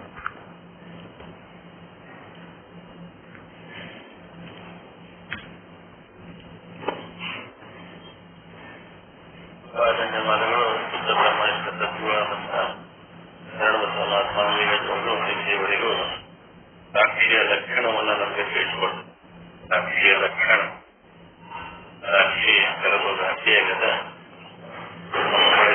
ಪ್ರಕರಣ ಹಿಂದೆ ಸಾಕ್ಷಿ ಅದ ದಾಂಡದಾಗ ದಾಂಡ ಎಷ್ಟು ಶಾಸ್ತ್ರದ ಅಷ್ಟು ಶಾಸ್ತ್ರ ಸಾಕ್ಷಿ ಅದ. ಅದು ಕೂಡ ಅದೇ ಬೇಡ ಕೂಡ ಎಷ್ಟು ಬೈಲದ ಅಷ್ಟು ಸಾಕ್ಷಿ ಅದ, ಎಷ್ಟು ದೊಡ್ಡದ ಅಷ್ಟು ಸಾಕ್ಷಿ ಅದ, ಎಷ್ಟು ಕಾಣದ ಅಷ್ಟು ಸಾಕ್ಷಿ ಅದ. ಮತ್ತ ಜ್ಞಾತೃ ಅಂತಂದ್ರ ನೋವನ್ನ ತಿಳಿಯುವ, ಜ್ಞಾನ ಅಂದ್ರೆ ತಿಳಿದುಕೊಳ್ಳು, ಒಳ್ಳೆ ಜ್ಞೇಯ ಅಂತಂದ್ರೆ ಜ್ಞೇಯ ಅಂದ್ರೆ ನೋವು ತಿಳಿದುಕೊಳ್ಳ ಬೇಕಾದ ವಸ್ತು. ಸಾಕ್ಷಿ ಅಂದ್ರೆ ಪ್ರತ್ಯೇಕಾತ್ಮ, ನಮ್ಮೊಳಗಿನ ಸಾಕ್ಷಿ ತಿಳಿದುಕೊಂಡ್ರೆ ಎಲ್ಲವನ್ನ ತಿಳಿದುಕೊಳ್ಳಕ್ಕ ಸಾಧ್ಯ ಆಗ್ತದೆ. ಇದು ದುಃಖದ ಅನುಭವಿಸುವುದಕ್ಕ ಅನುಭವ ಅಂತ. ದುಃಖ ಮತ್ತು ದುಃಖ ಎರಡು ಅನುಭವಿಸುವುದಕ್ಕ ಅನುಭವ ಅಂತಾರ. ಮತ್ತ ಬೆಳಕಿದ್ದಾಗ ರಜ್ಜು ಇವೆಲ್ಲ ಕಂಡು ಬಂದ್ರೆ ಜ್ಞಾನ. ಆ ಜ್ಞಾನ ನಮ್ಮೊಳಗೆ ಅದನ್ನ ಜ್ಞಾನವನ್ನ ತಿಳ್ಕೊಳ್ಳೋದು ಯಾವುದು ಅಂದ್ರೆ ಅದು ಜ್ಞಾನೇಂದ್ರಿಯ. ಈ ರೀತಿಯಾದ ಜ್ಞಾನವನ್ನ ನಮಗೆಲ್ಲ ತಿಳಿಸಿಕೊಟ್ಟು ಅವರಿಗೆ ಅಭಿನಂದನೆಗಳು. ಈಗ ಕೊನೆಯದಾಗಿ ಮಂಗಳಾಚರಣೆ.